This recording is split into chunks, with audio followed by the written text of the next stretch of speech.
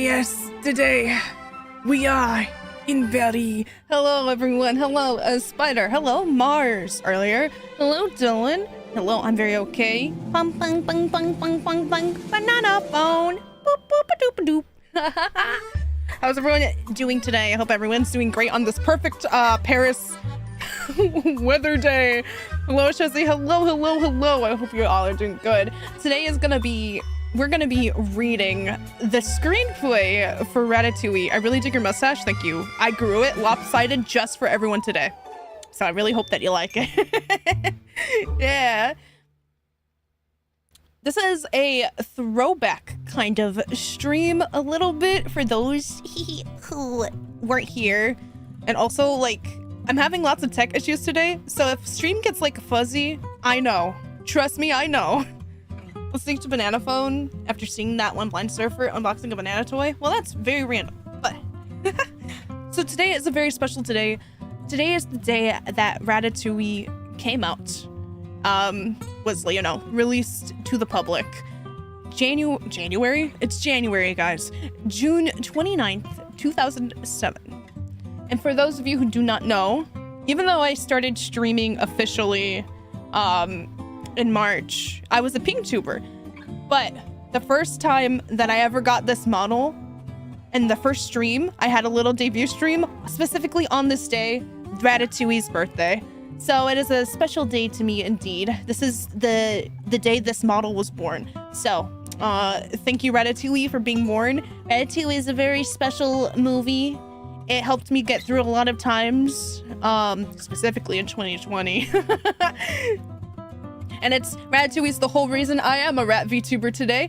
So yippee! I can see how it's very important to you. Yes, so this is a very special day. So many green names, I know. You too can be a green name if you subscribe.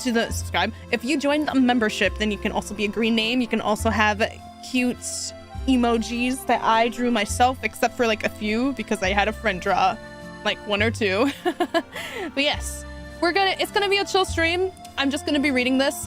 For my debut stream, I attempted to read Ratatouille script in time with the movie. At the time, I didn't have a way to do that legally, so I ended up not finishing doing that. So this is a little bit of a redemption, but this time I'm just gonna be reading it as is. We have 118 pages to read, so this is gonna be great. So sit back, relax. If you like Ratatouille, I'm sorry.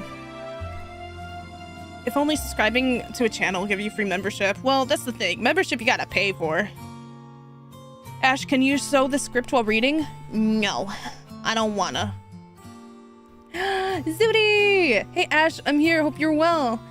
Hope you have a happy rat day. Yay, happy rat day! Thank you for the remember, Zooty. 3 months. Gosh, oh my gosh, it's been 3 months? Jesus. Yo, Zoot, yeah! Wow. How about a PowerPoint presentation? No, thank you. I don't want to put more stuff on the screen, just in case. So yeah, just sit back, relax. Besides, I'm reading, the way this looks is like an actual screenplay, you know? Like, if you know how a screenplay looks, it's a screenplay. So yeah. Let us begin. I'm gonna read out everything that I deem important. So it'll be a bit weird in the speaking lines, but you know, it'll be fine. I was a member for one month. Wow, Mars, you've been a member for 1 month. That's crazy, Tayo. Keep up the good work, and I hope I continue your streams. Hey, I'm happy to have you here. I'm happy to have anyone here, to be honest. All right, let's go. God dang. All right. A television set tuned to a documentary. As an old-fashioned world globe rotates in a sea of clouds, the Eiffel Tower slowly comes into view over the horizon, dwarfing France underneath it. Although each of the world's countries would like to dispute this fact, we French know the truth. The best food in the world is made in France. The best food in France is made in Paris, and the best food in Paris, some say, is made by Chef Auguste Gusteau. We see images of Gusteau cooking, signing his cookbook in front of his famous restaurant, Gusteau is in his early 40s, but his massive girth makes him look older. Gusteau's restaurant is the toast of Paris, booked 5 months in advance, and his dazzling ascent to the top of fine French cuisine has made his competitors envious. He is the youngest chef ever to achieve a 5-star rating. Chef Gusteau's cookbook, Anyone Can Cook, has climbed to the top of the bestseller list. But not everyone celebrates his success. A tall, gaunt, severe-looking man with fish belly white skin appears on the TV screen. Super. Anton Ego, food critic. Beneath that in italics is his moniker, the Grim Eater. Amusing title, Anyone Can Cook. What's even more amusing is that Gusteau actually seems to believe it. I, on the other hand, take cooking seriously, and no, I don't think anyone can do it. This is like being in a train and watching the rat guy. True. The sound of rattling barren branches. Walt Disney Pictures presents a Pixar film, and we fade in to reveal French countryside, late afternoon. A light rain falls on a small farmhouse. The last remaining dead leaves tremble in the gusts. The quiet is shattered by a loud gunshot that lights up in the middle of the cottage. Camera pushes down and in toward a single window. Ratatouille! As we move closer, we begin to hear muffled sounds of struggle, furniture being bumped, dishes breaking, an indescribable crash. Hold on. Scared me. Why is there... It scared me when I heard a lady speaking. Let me go over here.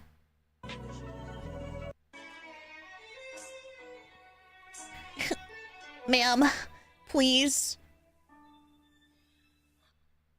Okay, Slay. No more random women. Thank you.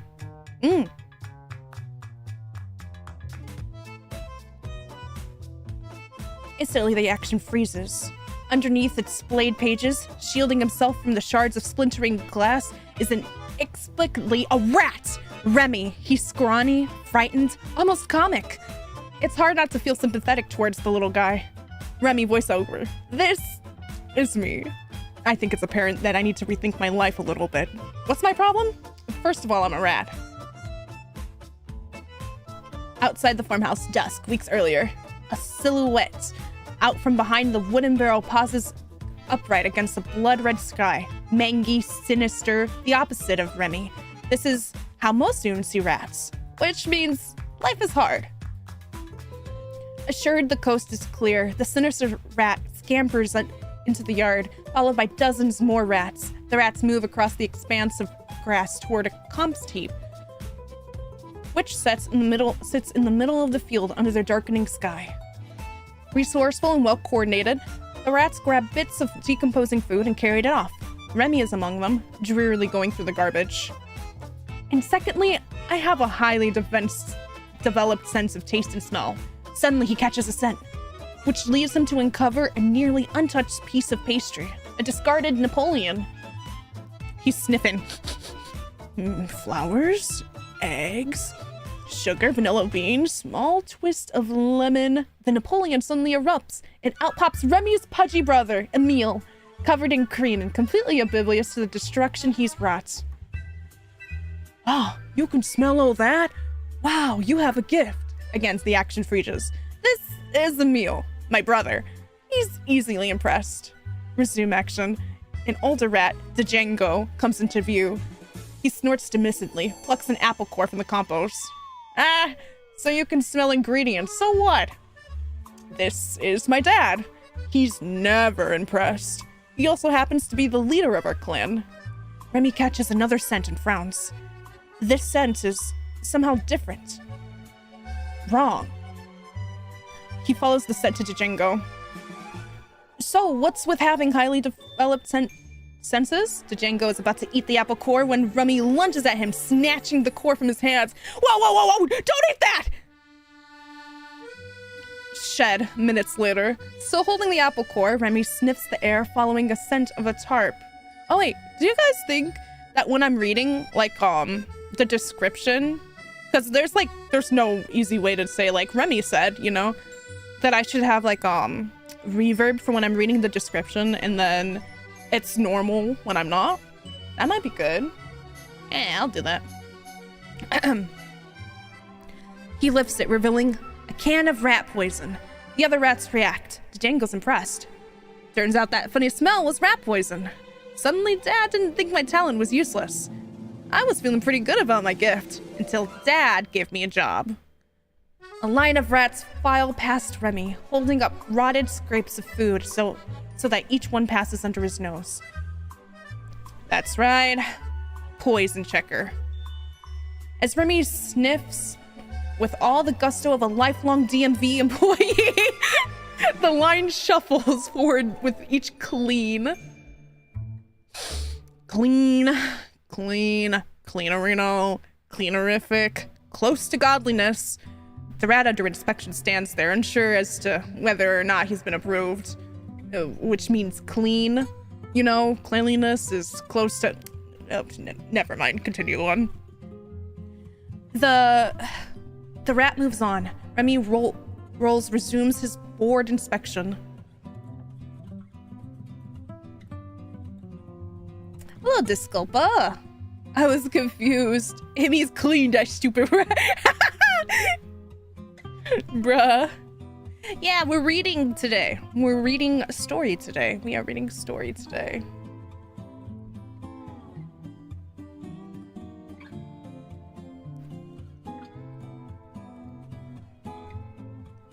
Inside of the attic, Django and Remy stand on a beat-up chair, overlooking the rat clan as they go about their day. Well, it made my dad proud. Now don't you feel better, Remy? You've helped a noble cause. Noble? We're thieves, Dad. And what we're stealing is, let's face it, garbage. It's not stealing if no one wants it. If no one wants it, why are we stealing it? They continue to quarrel. It's clear this is an old argument. Let's just say we have different points of view. Attic at the night. Django and Emil are gobbling up an assortment of rubbish, which is in fact dinner. Remy watches them, appalled. He looks down at his own plate in disgust. This much I knew. If you are what you eat, then I only want to eat the good stuff.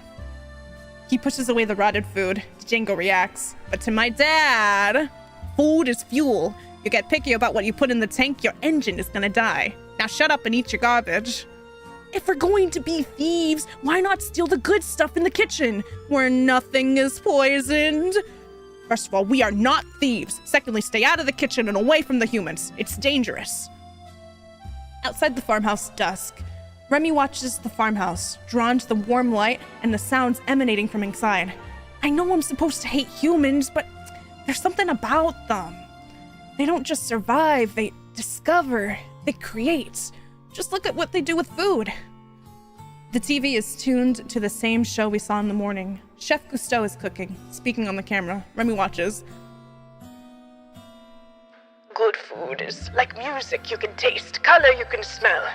There is excellence all around you. You only need to be aware to stop and savor it. Remy notices a leftover plate of fruits and cheeses. He picks up a small slice of cheese and takes a bite. Cousteau was right. Each flavor was totally unique. As Remy closes his eyes, his surroundings fade to black. An amorphous colored shape appears above his head, accompanied with a cello bass line. Oh yeah, amazing. But combine one flavor with another? Cheese still in his mouth, Remy takes a bite of the strawberry. And something new was created. New colored shapes and musical signatures appear, swirling and dancing in harmony with others. A light snaps on, breaking the spell. The old lady was awakened. Remy drops the food and scampers away. Field, daytime. Remy follows a pleasant scent in the air. It leads him to a beautiful mushroom. So now I had a secret life. The only one who knew about it was Emil. Emil is atop a full garbage can rooting under the lid. Remy calls up from the tall grass. Emil! Psst! Hey, Emil! Emil looks up holding the remains of a brown bag lunch. Look! I found a mushroom! Come on, you're good at hiding food. Help me find a place to put this. Remy and Emil walk together. Emil on all fours, dragging the enormous bag which grips with his teeth, while Remy rocks upright, carefully cradling his mushroom. He doesn't understand me, but I can be myself around him. Why are you walking like that? I don't want to constantly have to wash my paws. Do you ever think about how we walk on the same paws that we handle food with? Do you ever think about what we put into our mouths? All the time. When I eat, I don't want to taste everywhere my paws have been. Well, okay, but if Dad sees you walking like that, he's not gonna like it. Remy sniffs Emil's bag. His eyes light up. What have you got there? He disappears into the bag, ruffles through it, emerging with cheese? You found cheese? And not just any cheese, Tom de Champ de Paix! This will go beautifully with my mushroom! And... He sniffs the air, quickly finds a plant nearby. He plucks it from the ground, his excitement growing by the second. With this rosemary! With maybe, He grabs a paw full of grass from the...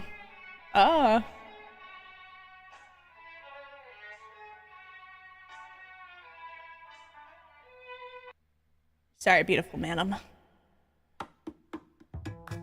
This playlist would have been great if it didn't have, like, that one single track, which is crazy.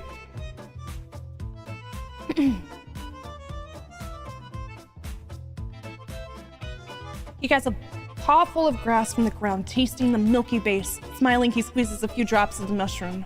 A few drops of the sweet grass! Well, throw it in with the pile, I guess. And we don't want to throw this in with the garbage. This is special. But we gotta return to the colony before sundown or Dad's gonna... Emil! There are possibilities unexplored here. We gotta cook this. Now exactly how we cook this is the real question. Oh yeah, come on. Remy has skewered the mushroom and cheese on part of the TV antenna, which he has bent over the smoking chimney top, and hand turning it like a rotisserie. The key is to keep turning it, get the smoky flavor nice and even. Lightning flickers in the distance, followed by a moment later by a rumble of thunder. Emil watches, concerned. The storm's getting closer. Hey, do you think that maybe we shouldn't... Crack! A bolt of lightning hits the TV antenna, knocking both rats off the rooftop. They made a long fall, landing with a thud into the soft dirt. Miraculously, Remy and Emil are alive. Their smoking fur sticks out in an electrified frazzle. Remy holds up his rod, keeping the cheesy mushroom, now transformed by lightning, into an amazing puffed-out shape, completely clean. Oh, you gotta taste this! It's got that kind of burny, melty. It's not really a smoky flavor. It's a certain, it's kind of like a, you know, like it's got a kind of taste. Don't you think? What do you call that flavor? Lightningy? Yeah, it's lightningy. Oh, we've got to do that again. Okay, when the next storm comes up, we'll go up onto the roof. Remy's eyes suddenly go blank with a preemptive thought. I know what this needs. Saffron. A little saffron would make this. Saffron. Why do I get the feeling it's in the kitchen? Emil frets, looking nervously at the old lady still fast asleep in front of the TV. Remy rummages through her spices. Saffron. Not good. Don't like it. She's gonna wake up. I've been down here a million times. She turns on the cooking channel. Boom. Never wakes up. You've been here a million times? I'm telling you, saffron will be the thing. Gusteau swears by it. Okay, who's Gusteau? Remy pushes aside some cookbooks, revealing a well-worn copy of Auguste Gusteau's Anyone Can Cook on the shelf. Wait, you read? Well, not excessively. Oh man, just Dad knows. You can fill a book, a lot of books, with things Dad doesn't know. And they have, which is why I read, which is also a secret. He resumes rummaging through the spices. Emil frets. I don't like secrets. All this cooking and reading and TV watching while we read and cook. It's like you're involving me in crime. And I let you. Why do I let you? Rats stream in from the crack in the wall, throwing food from the compost pile into a heap. Django is at the center, overseeing things. He turns away, distracted. What's taking those kids so long? Remy locates a tiny vial of saffron, holds it up. Ah, Aquila saffron, Italian. Gusteau says it's excellent. Good thing the old lady is a food love.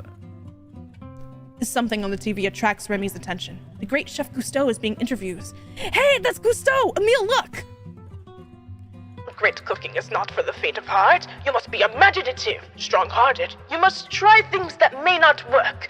And you must not let anyone defy your limits because of where you come from. Your only limit is your soul. What I say is true. Anyone can cook, but only the fearless can be great. Remy grins, nodding in agreement. Pure poetry. But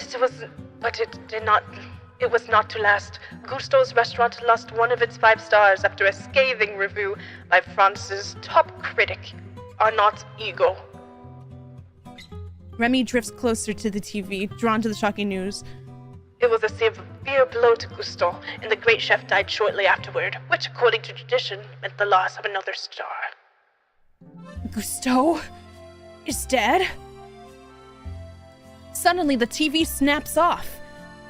Remy and Emil spin around to see the old lady is awake and wielding a shotgun. Run! Remy and Emil scatter. Emil panics, races toward the attic. No, you'll lead her to the colony! The lady blasts holes into the ceiling just behind the scrambling Emil. He leaps clear and lands on the end of a hanging light fixture. The old lady has him. She levels the gun barrel and helplessly dangling Emil. Remy hides his eyes. Emil braces for it, and click! The shotgun is empty. The old lady reacts. What? Emil reacts. Huh? I'm not dead? Remy looks up. Emil is still alive? The old lady curses, ejecting the shells. Emil sees the opportunity, starts scrambling to pull himself up onto the light. The old lady sees this and rushes for more shells. Remy sees an opening and takes off to help Emil. Rifling through her desk drawers, the old lady spies Remy coming out of hiding to help Emil. She redoubles her efforts and to find the box of shells. Emil struggles his fat body to the precarious light structure. Help! Remy, help! Emil, start swinging the light! I will try to grab you! Old lady hears Remy calling for Emil, but from her POV, all she could hear is a squeaking sound. Old lady finds a shell box, empty. She yanks open yet another desk drawer. Remy arrives at the light fixture, reaches out for Emil. Emil, swing to me! Old lady, nothing in the drawer. She decides to look in the bookshelf, looking back to see if the 2 rats are still together and struggling. Still sitting ducks. Finding no shells in the desk, the old lady goes for the cabinet, looking back to see 2 sitting duck rats. The lady finds a fresh box of shells, spilling them in her excitement.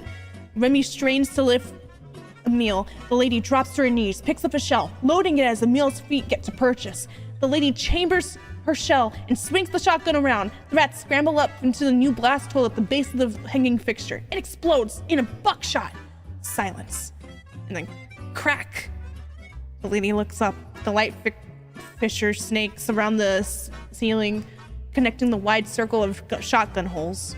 A massive chunk of the ceiling breaks free and comes crashing down, bringing it with the floor of the attic, its furniture, and hundreds of surprised rats. The old lady freaks. She runs from the room.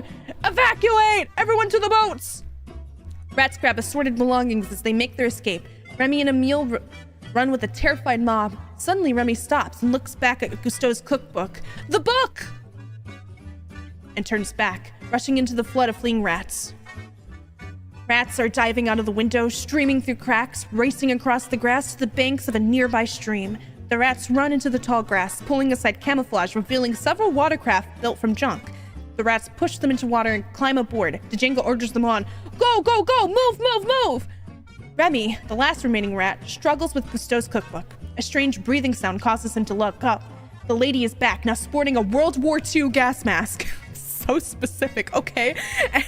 And gas canister. She starts after Remy, spraying gas everywhere. I did not know that this movie was set after World War II. A new thing, new knowledge unlocked. With a burst of adrenaline, Remy hoists the cookbook onto his back and makes a running leap through the window and lands on the lawn in a shower of glass. It appears the cookbook itself is struggling to catch up with the fleeing rats. Wait for me!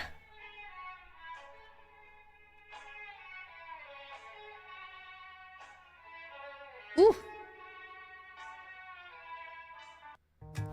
You know what I want? I want like this specific track, like forever. But I don't know how to like find it, you know? I don't know how to find it. Here. Let me... Let me see if this is the track that I keep listening to.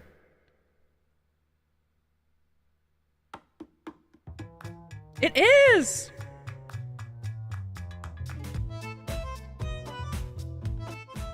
Easy. Now this track will forever be the only track you guys hear. I'm so sorry. It is. This lady's crazy. Oh no, she's definitely crazy. Rain starts to fall and the last rat boat is shoved off from the shore. Okay.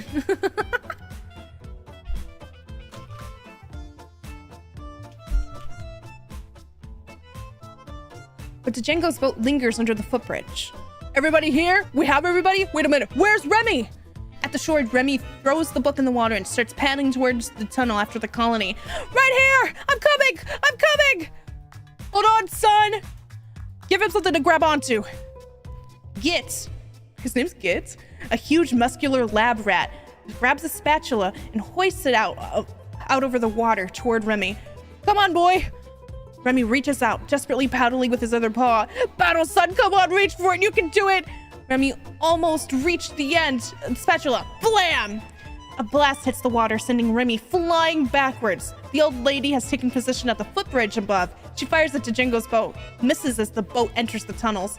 Remy! Dad! Come on, you can make it, you can make it! Remy climbs back aboard the cookbook and paddles into the drain pipe before the lady can get off a shot. She curses. Remy paddles ahead.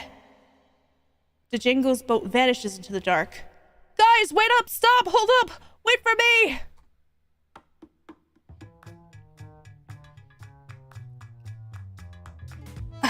Frightened shouts echo in the distance. Dad? Dad? Silence. Remy strains to see into the darkness. He begins to make two shapes, the channel forking into two tunnels. Which way? He paddles toward the right tunnel, changes his mind, veers toward the left. He paddles, picking up speed, and then he hears a low rumble. He stops, suddenly alert. The rumble becomes a roar. Remy whirls, paddles furiously in the opposite direction. He's headed toward the edge of a waterfall. But it's too late. Over the edge go Remy and Cook in the cookbook, tumbling into the rapids below. Remy is tossed about like a rag doll, buffeted in every direction by the churning water. He struggles for air, finally breaking the surface. He gulps a breath and is plunged back under. The stone walls blur past him as he claws back to the surface. Through the tumult, he spies his one chance up ahead, the cookbook. He swims toward it, finally catching it, and he pulls himself abroad. The rapids pass, the waters become calm. He looks back, amazed he's still alive. He collapses, exhausted. And then it dissolves into somewhere deep into the sewer system. A soaked and exhausted Remy has pulled his battered cookbook to the sewer bank. It's cold and dark. It smells bad, but he's safe. Maybe the clan will find him. He waits. The cookbook has dried out a bit by now, and there's just enough light seeping through the grate above for Remy to read it. I waited for a voice, for a sound, a sign, something. Remy flips a crinkled page to an appetizing photo of pastry. Stomach growls. He looks away, turning to a drawing of Gusteau on the opposite page. The illustration comes to life, speaking to Remy. If you are hungry, go up and look around, Remy. Why do you wait and mope? I just lost my family. All my friends. Probably forever. How do you know? Well, you are an illustration. Why am I talking to you? Well, you lost your family. All your friends, you are lonely. Yeah, well, you're dead. But that is no match for wishful thinking. If you focus on what you've left behind, you will never be able to see what lies ahead. Now go up and look around. Remy looks up, considering the streets above. He looks back to the illustration.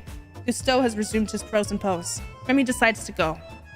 This scene is one of my favorites. Scenes of the movie.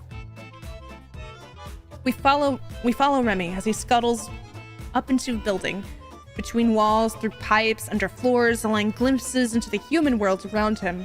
Remy moves through a crack, emerges into an apartment kitchen. In the next bedroom, a party. In the next room, a party is in progress. Remy spies a loaf of bread. Famished, he grabs it, prepared to take a bite when a sprite in the form of Gusteau appears, smaller than Remy, glowing and semi-transparent. What are you doing? I'm hungry. I don't know where I am, and I don't know when I'll find food again. Remy, you are better than that. You are a cook. Cooks make, thieves take. You are not a thief. But I am hungry. Food will come, Remy. Food always comes to those who love to cook. The Gusteau sprite vanishes. Remy shakes it off. He puts the bread down, denying his growing hunger, and moves on. Between the walls, Remy moves, following his exceptional nose. We see glimpses of many French lives. A painter carefully paints a nude model we can't see. A dog barks aggressively, warning Remy away from his flat. A lover's quarrel. Remy watches from above, through a crack in the ceiling. She shakily waves a pistol at the defiant he. You think I am playing, Francois? You think I am playing? You don't have the guts. Losing interest, Remy moves on. A bullet splinters the floor in front of him. Remy pushes back to the crack and sees the couple struggling with the smoking gun. The man wrenches it free. It clatters to the floor.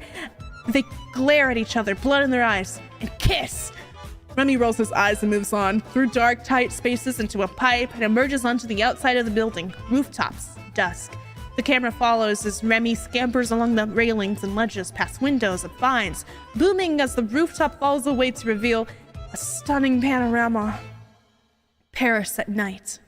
It is gorgeous. A vast luminous jewel. Remy is gobsmacked. Paris? All this time I've been underneath Paris? It's beautiful. Remy takes and sees the shimmering lights, then sees a huge sign atop of this building several blocks away. It's Gusteau, a frying pan in each hand. The sign marvels at the panorama. The most beautiful. Gusteau's? Your restaurant? You've led me to your restaurant. It seems as though I have. Yes, there it is. I have led you to it. Oh, I've got to see this. Remy heads off toward the restaurant.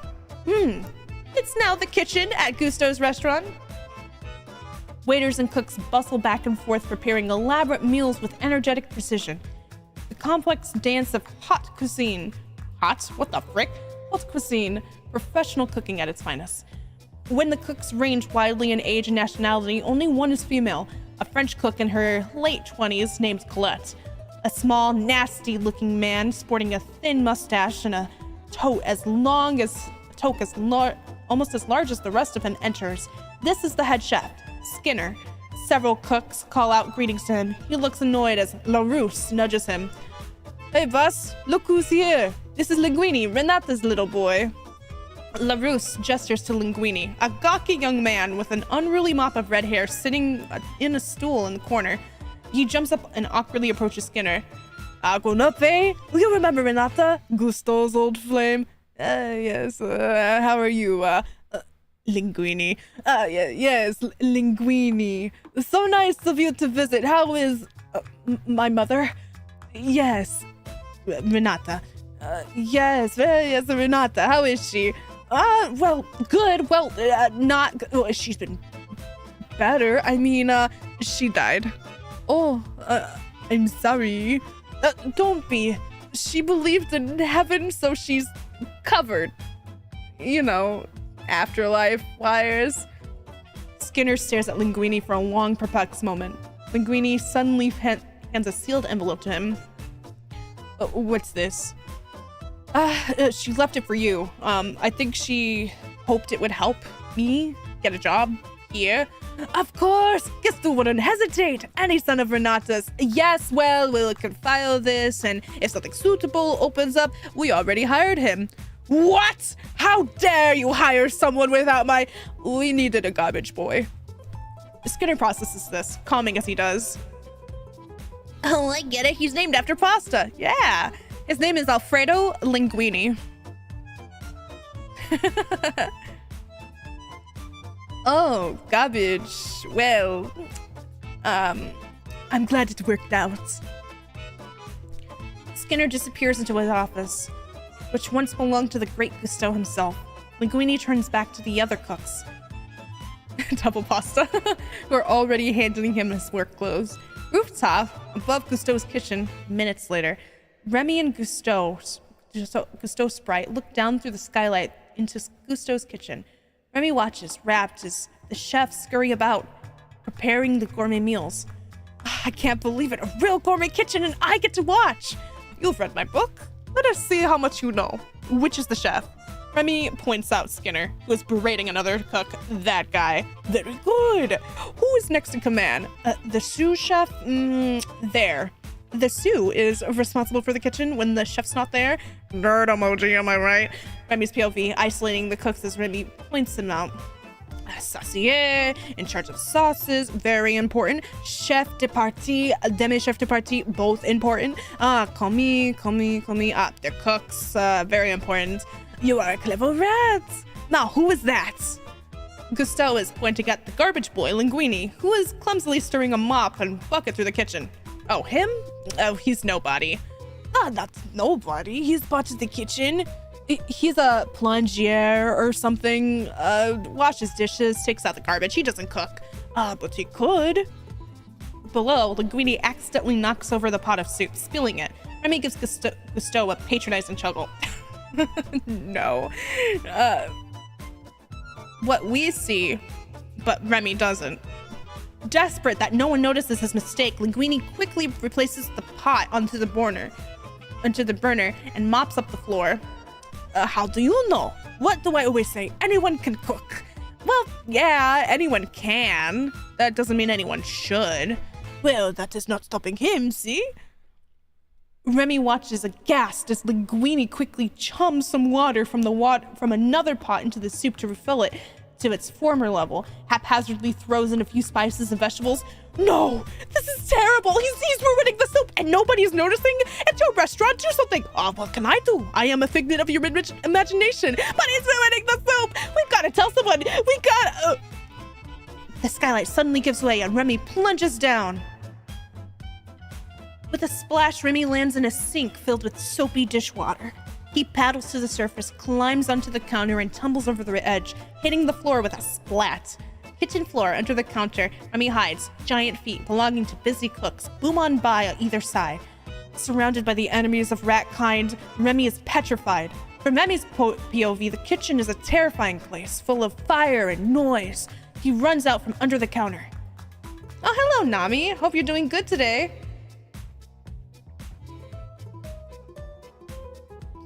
The door to the walk-in opens, knocking Remy across the floor and under the stove. Above him, rows of burners ignite. He races across the walkway. Where's your treasure? What, the One Piece? I believe that's in the Grand Line, I think.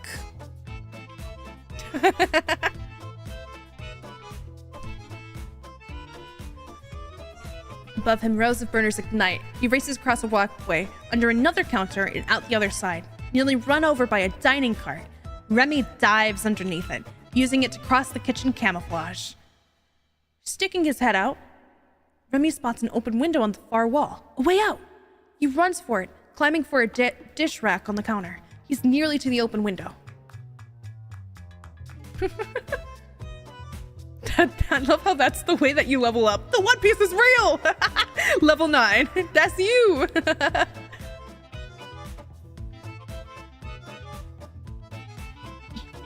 He scrambles up onto the copper pot toward it, but the lid slips and he falls aside. He looks up.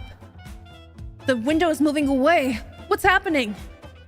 The pot is being carried away by one of the cooks. The chef sets the pot down near a stove and exits. As Remy heads back towards the window, a wonderful scent hits his nose. He sniffs, following it to a pan with vegetables.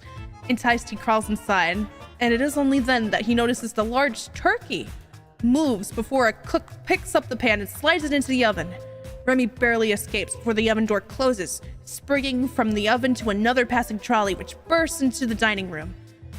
Remy is wheeled into the plush hush of the restaurant and pulls up to a table with well-dressed diners. A waiter's hand reaches down for a peppermill, grabbing Remy instead, which startles both of them. The hand instantly releases Remy, who quickly leaps onto another passing trolley, the one heading back to the kitchen. Remy jumps off the trolley and hides. He looks up to the window, and the window has been closed. Linguini crosses into his view and tastes the soup. It's horrible. So horrible that he runs to the window, opens it, spits the soup out onto the alley and exits, leaving the window open. He sees this opening and runs for it, climbing a broom handle to a shelf above the stove that leaves the open window, dodging jars of spices as he runs through the steam from the soup bubbling directly below. It's so disgusting that, without thinking, he grabs the spice from the counter, throws a dash in. He starts for the window, thinks better of it, adds some leeks, adds some pepper, starts back to the window and stops. His gaze returns to the boiling pot. He looks at the kitchen. The cooks haven't noticed him. He looks at the window, and it's still open, and the path is clear. The good stove sprite appears. Remy, what are you waiting for? Is this going to become a regular thing with you? You know how to fix it. This is your chance. Remy considers this. Then, filled with purpose, he jumps to the stovepat, turns the burner down, hops into the spigot to add water to the soup. This is my favorite scene of the whole movie. This scene right here. Quickly losing himself, Remy proceeds to remake the soup, alternating smelling, tasting, and adding the ingredients to it. He grabs a pot full of spices to toss it and suddenly sees Linguini. Wide-eyed and brandishing a ladle, they stare at each other for a long moment, deer caught in each other's headlights. Remy drops the spices into the soup. The rat veal. I wonder. Let me see.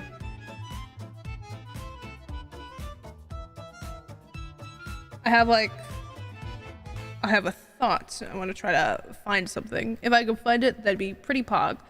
But I haven't looked for this in a long time. So I don't know where it would be. Let me search.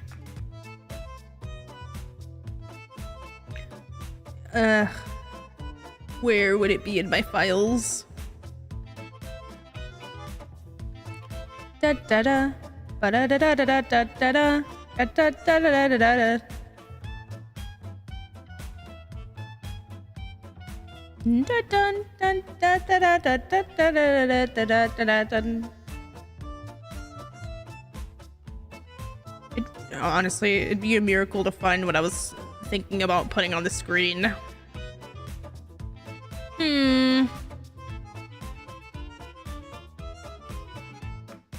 Oh well.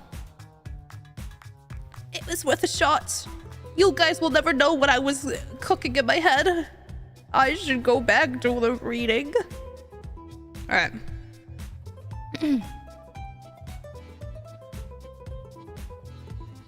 I'm still here. Hey, good job on still being here. I don't expect people to stay. I'm gonna be so real for like a reading stream. Like, good job. Linguini wide-eyed and brandishing a ladle, they stare at each other for a long moment, deer caught in each other's headlights. Remy drops spices to the soup. The soup! Where is the soup? The two startle. Remy tries to run for the window. Linguini slams a colander over him, both hiding and trapping him. Out of my way, garbage boy! Skinner spots the ladle in Linguini's hand. He seizes Linguini by the collar. You are cooking? How dare you cook in my kitchen? I'm just texting and listening. I got you. Remy starts to push the colander towards the open window. Where do you even get the gall to even attempt something so monumentally idiotic? I should have you drawn and quartered. I'll do it. I think the law is on my side. LaRousse, draw and quarter this man after you put his head in a duck breast to squeeze the fat out. As Skinny berates Linguini, Lalo ladles the soup into the tureen, which he takes to the pass. Linguini watches helplessly as the waiter Mustafa carries his soup to the dining room. Oh no, no, no, no! What are you blabbering about? The soup! Soup? Soup, that soup! No! But Mustafa's gone, and it's too late. Skinner anxiously looks through the door windows into this dining room. Oh no, the soup! The soup is served to a woman diner. She tastes it, reacts visibly, and motions for the waiter. Wilting, Skinner turns his building rage toward Linguini. Linguini, you are fired! F-I-R-E-D, fired! Mustafa, the waiter, sticks his head through the double doors, speaking low to Skinner. She wants to speak to the sheriff. Color drains from Skinner's face. He sighs, heads out into the dining room to take his medicine. Linguini creeps toward the exit, but is collared by the sous chef Horst. On the counter, Remy inches the colander toward the window. Colette sticks a spoon into the soup and tastes. It's good. Mustafa and Skinner re-enter from the dining room, Skinner's face a riot of bewilderment. What did the customer say? It wasn't a customer. It was a critic. Igor? Céline Leclerc. Leclerc? What did she say? She liked the soup. The Gusteau sprite stops at me. Wait! What do you mean, wait? You're the reason I'm in this mess! Someone is talking about your soup! The bustle of the kitchen has stopped dead as Skinner tastes the soup. His eyes betray a truth. The soup is delicious, and he hates that. He turns to Linguini, his face dark. What are you playing at? Am I still fired? You can't fire him. What? Leclerc likes the soup. You made a point of telling you so. If she writes a review to that effect and finds out you fired the cook responsible, he's a garbage boy who made something she liked. How can we claim to represent the name of Gusteau if we don't uphold by his most cherished belief? And what belief is that, Mademoiselle Tato? Anyone can cook. The Gusteau sprite nudges Remy. The other cooks murmur their scent. The turn of the tide isn't lost on Skinner. His face softens into an icy smile. Perhaps I have been a bit harsh on our new garbage boy. He has taken a bold risk, and we should reward that, as Chef Gusteau would have. If he wishes to swim in dangerous waters, who are we to deny him? Remy's totally absorbed in this conflict. A cough causes Remy to look up, and the Gusteau sprite gestures toward the window. You were escaping? Oh yeah. Remy resumes pushing toward the window. Skinner turns to Colette. He gives her a withering smile. Since you have expressed such interest in his cooking career, you should be responsible for it. Colette's face falls. Skinner turns to the other cooks. Anyone else? Then back to work! The cooks resume their work. Skinner wheels on Linguini. You are either very lucky or very unlucky. You will make the soup again, and this time I'll be paying attention. Very close attention. Off to the side, Remy has almost made it to the window.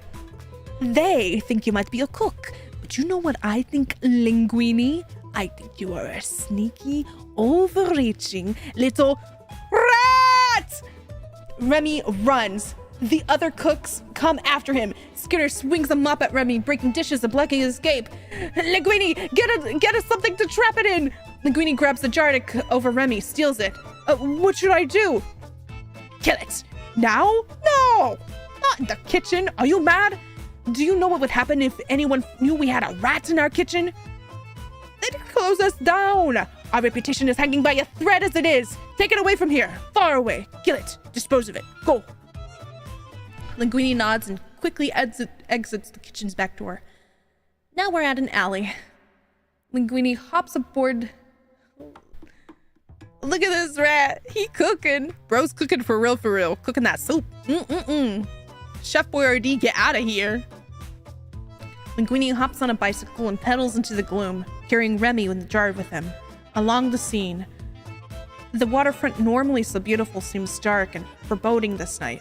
Linguini slows his bicycle and pulls under the street lamp near a bridge underpass. He climbs off the bicycle and prepares to drop the jar in the water. Remy is petrified, his heart racing. He presses his paws against the glass, staring at Linguini with terrified eyes. Linguini hesitates, then pulls back, shouting at Remy, "Don't look at me like that! You aren't the only one who's trapped. They expect me to cook it again."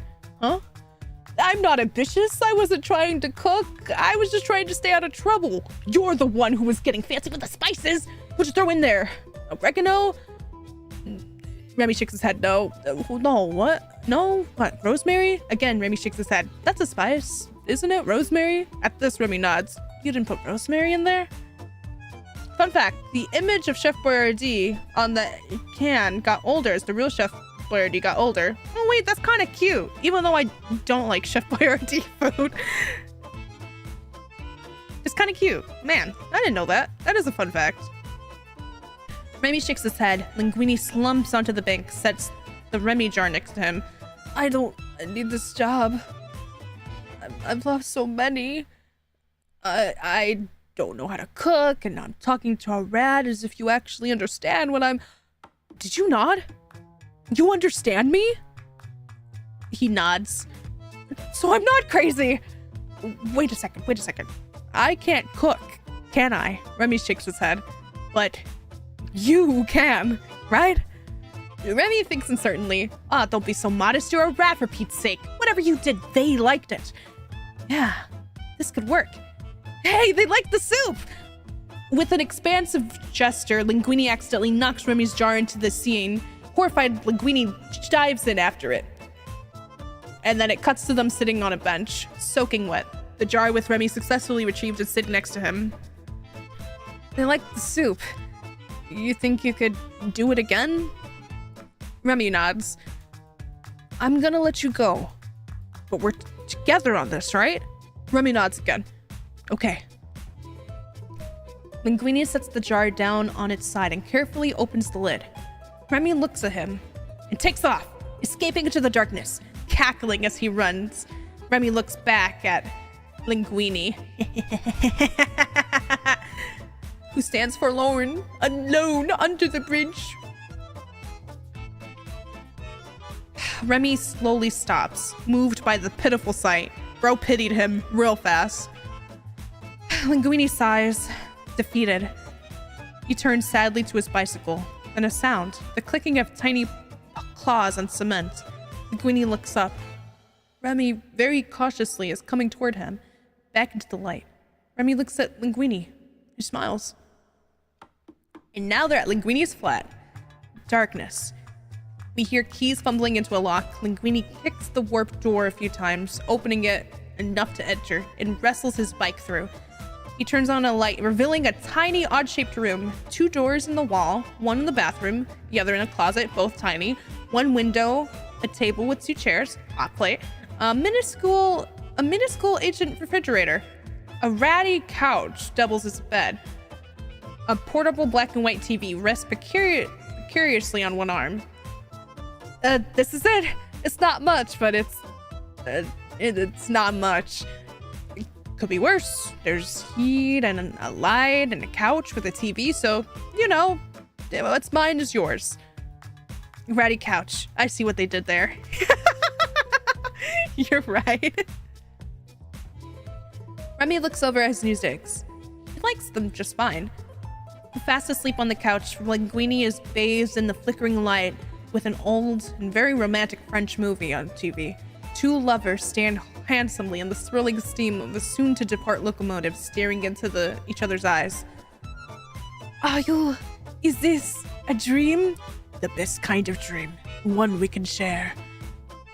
Tucked into an oven mitt near the windowsill, Remy gazes dreamily over the lights of Paris. The romantic movie music swells, underscoring his emotions. But why here? Why now? Why not here? Why not now? What better place to be, to dream than in Paris? Remy slowly grins, closing his eyes, dreaming. Linguini awakens with a start. He looks up at the oven mitt. Morning, little chef, rise and suddenly realizes Remy is gone. Idiot! I knew this would happen! I let a rat into my place and tell him what's mine is his! Linguini winks. Winks? What the?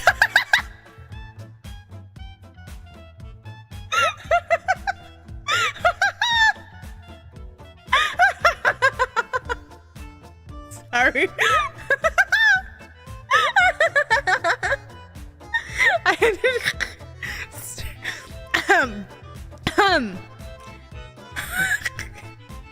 I need... Okay. Whew. I can read. You good? I missed that. I just died in the game I'm playing. What did he do? He did nothing. He did Linguini yanks! Yanks with a Y! I was texting and I heard wheezing. And go back to this time's... Did I hear that right? No! Oh, yanks. Yeah, I didn't say another word by accident. No. Sorry. I'll continue. Linguini yanks open the refrigerator door and looks inside. Eggs gone, stupid. Why'd I say that like that? She's stolen food and hit the road. What did I expect? That's what I get for trusting a rat. As Linguini moves around the tiny clove he sees. Is the Pokemon wheezing here? Stop. Remy, quite pleased with himself as he cooks omelets on the hot plate. Two places have been set at the tiny table. What? Hey, what? Is that for me? Remy nods and deftly, but with considerable effort, stuffs the large omelet onto Linguini's plate. Linguini sits and puts a forkful into his mouth. It's good. What'd you put in this? Remy holds up a basil leaf. Where'd you get that? Remy moves to the window and points at the roof garden of a nearby flat. Linguini looks down at the enterprising rat. Look, it's delicious, but don't steal. I'll buy some spices, okay? Remy shrugs and turns to eat. Linguini glances at the clock. Oh no, we're gonna be late on the first day! Linguini shoves the rest of his eggs into his mouth and grabs his coat. Famished, Wemmy opens wide, ready for his first bite of food when Linguini snatches him up. Come on, little chef! And he runs out of the apartment. The cooks are circled around Colette, listening with interest as she reads the review out loud from the morning paper. Though I, like any other critics, have written off Gusteau's as irrelevant since the great chef's death, the soup was a revelation. A spicy yet subtle taste experience. Wemmy. Skinner has entered and is now stopped in his tracks. Leclerc? Yes! Against all odds, Gusteau's has recaptured our attention. Only time will tell if they deserve it. Linguini waits outside. Remy and Palm staring uncomfortably at the kitchen entrance, working up the nerve to go inside. Well, aware he can't enter the kitchen carrying a rat, Linguini looks half-heartedly for places to conceal Remy. Under his shirt, up his sleeves, in his sock, rejecting each turn. Out of ideas, Linguini slowly opens the top of his pants. Remy looks up at him, appalled. Look, I know it's weird and stupid, but neither of us can do this alone, so we gotta do it together. You with me? Remy gives a reluctant nod. Linguini glares at the kitchen entrance, psyching himself off. So, let's do this thing! The back door slams open. All heads swing to a slightly crazed Linguini standing in the doorway. He wants a bit with the attention and attempts to cross inconspicuously to his station, the hidden rat causing a strangely spastic lurch. The other cooks watch with bewildered amusement. Linguini arrives to his station and looks uneasily at the new toque resting there. His new toque. He swallows, placing it on his head, and suddenly notices Skinner standing there. Welcome to hell. Now, recreate the soup. Take as long as you need. A week if you must. Skinner exits. Linguini looks at his station with dread. A blocked writer facing a blank page. Soup. Why did he just say soup as one line? Raw soup stock bubbles at a low boil on the stove. Linguini stares at the variety carefully prepared ingredients. Herbs, spices, diced vegetables, etc. that have been and laid out at his station. He's completely unsure of where to start. Remy peeks out from Linguini's collar and examines the scene. He scrambles underneath Linguini's shirt, across his chest, tickling him. Linguini laughs. Remy's head pops out of Linguini's shirt cuff, and he sees Linguini reaching for his spice tin, the wrong spice. Remy signals Linguini to stop, but Linguini pays no attention. So, Remy gives Linguini's hand a nip. Linguini yelps, dropping the entire spice tin into the soup. Appalled, Remy gives Linguini an admonishing bite. Linguini yelps and curses, swats Remy in retaliation. He scurries to the other arm. It says giggle, that's my best attempt, and gives Linguini another nip. Ah, oof! Good! Hello, Hasuk. Hello, I haven't seen you in a bit. Welcome, welcome. Cursing in my Disney rat film. The other cooks marvel at the strangeness of the spastic, giggling, yelping Linguini. Visibly panicked, the giggling, yelping Linguini turns, lurching from his station to the food safe and closing himself inside. Inside the full vault, Linguini rips his shirt open, exposing his chest and arms, which are covered in angry red bite marks. Ah! Ah! Ah! Remy stares at the nearly hysterical Linguini. This is not gonna work, little chef. I'm gonna lose it if we do this anymore. We gotta figure out something else. Something that doesn't involve any biting or nipping or running up and down my body with your little rat feet. Biting, no. Scampering, no. No scampering or scurrying. Understand, little chef? Little chef? Remy's gaze has drifted from Linguini to the shelves loaded with premium food. Remy looks weak with longing. Yo, Linguini, let's keep it PG. Yo, true and real. Oh, you're hungry. Guilty, Linguini breaks a chunk from a round of cheese and offers it to Remy, who scarfs it down. Linguini, calmer now, straightens his clothes and he thinks out loud. Okay, the way I see it, you know how to cook, and I know how to appear human. We just need to work out a system so that I do what you want in a way that doesn't look like I'm being controlled by a tiny rat. Oh, chef, oh, would you listen to me? I'm insane. I'm inside a refrigerator talking to a rat about gourmet cooking. I will never pull this off. Passing the food vault, Skinner hears a voice from within. Linguini? Remy's still eating, listens to Linguini, pours his heart out. We gotta communicate. I can't be checking for a yes or no head shake from the rat. Suddenly, the vault door jerks open. 3 things happen fast. 1. Skinner sees a fleeting glimpse of Linguini with Remy. 2. Linguini hits the light switch. The room goes dark. 3. Skinner instantly flicks the lights back on to see Linguini standing exactly as before, but Remy is gone. The rat! I saw it! No, a rat? Yes, a rat, right next to you. What are you doing in here? Sorry. He sounds depressed. I like that all Linguini brings to the relationship is being human. Hey, you got a bare minimum from Linguini. Let's go. I'm just familiar myself with, the vegetables and such. Get out. Linguini makes a hasty exit. Skinner calls out after him. One can get too familiar with vegetables, you know. Linguini speaks to Remy, who's hidden under his toque. Oh, that was close. You okay up there? Inside his toque, Remy's surroundings are visible through the thin fabric.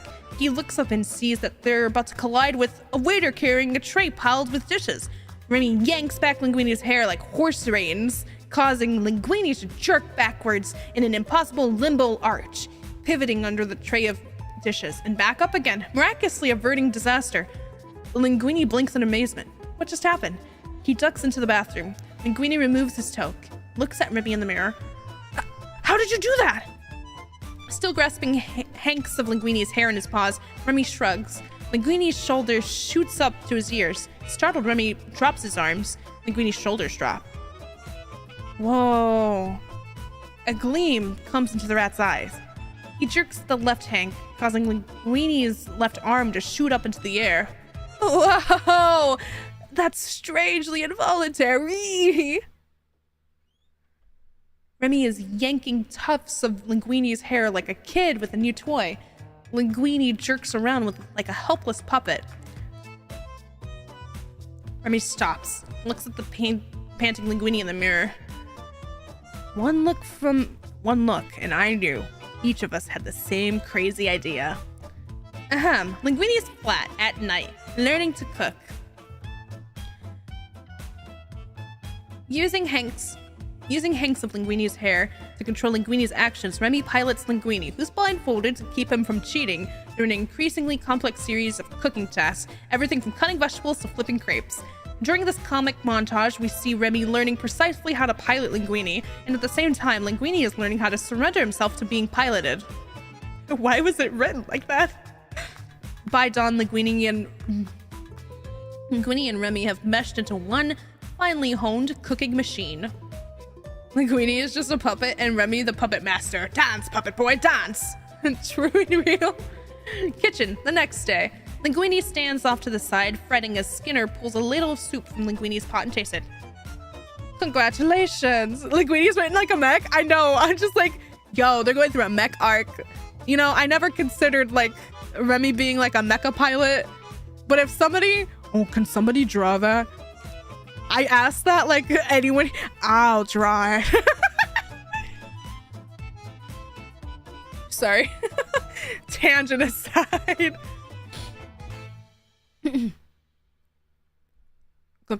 Congratulations, you were able to repeat your accidental success. You will need to know more than soup if you want to survive in my kitchen, boy. Colette, I'm sure exists. I'd share on Discord, but I deleted my Discord for the week. You deleted your Discord for the week? Hey, fair enough.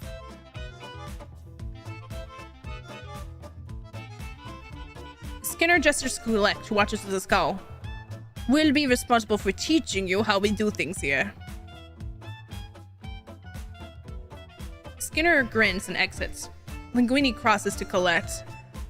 A little too smooth. Listen, I just want you to know how honored I am that I'll be studying under Colette stabs a knife through Linguini's shirt sleeve, pinning him to the table. Her voice is low, intense. No, you listen.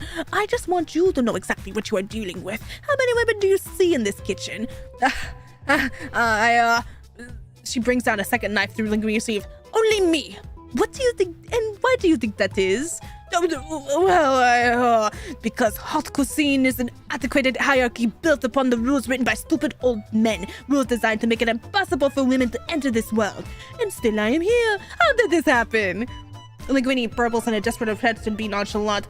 Because you...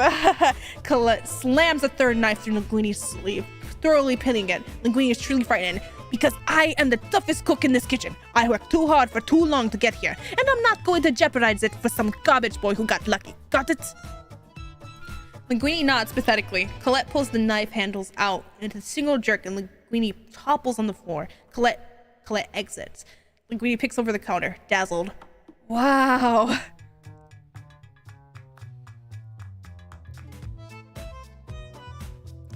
Bella, issues going on with your ex? No.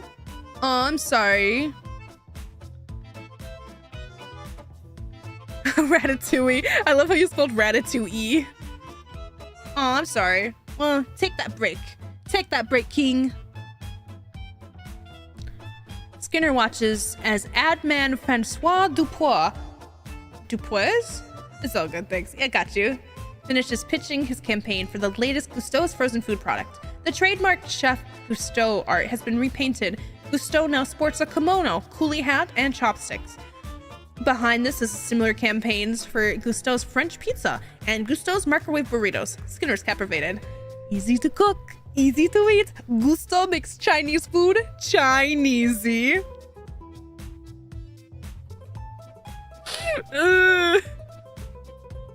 Excellent work, Francois, as usual.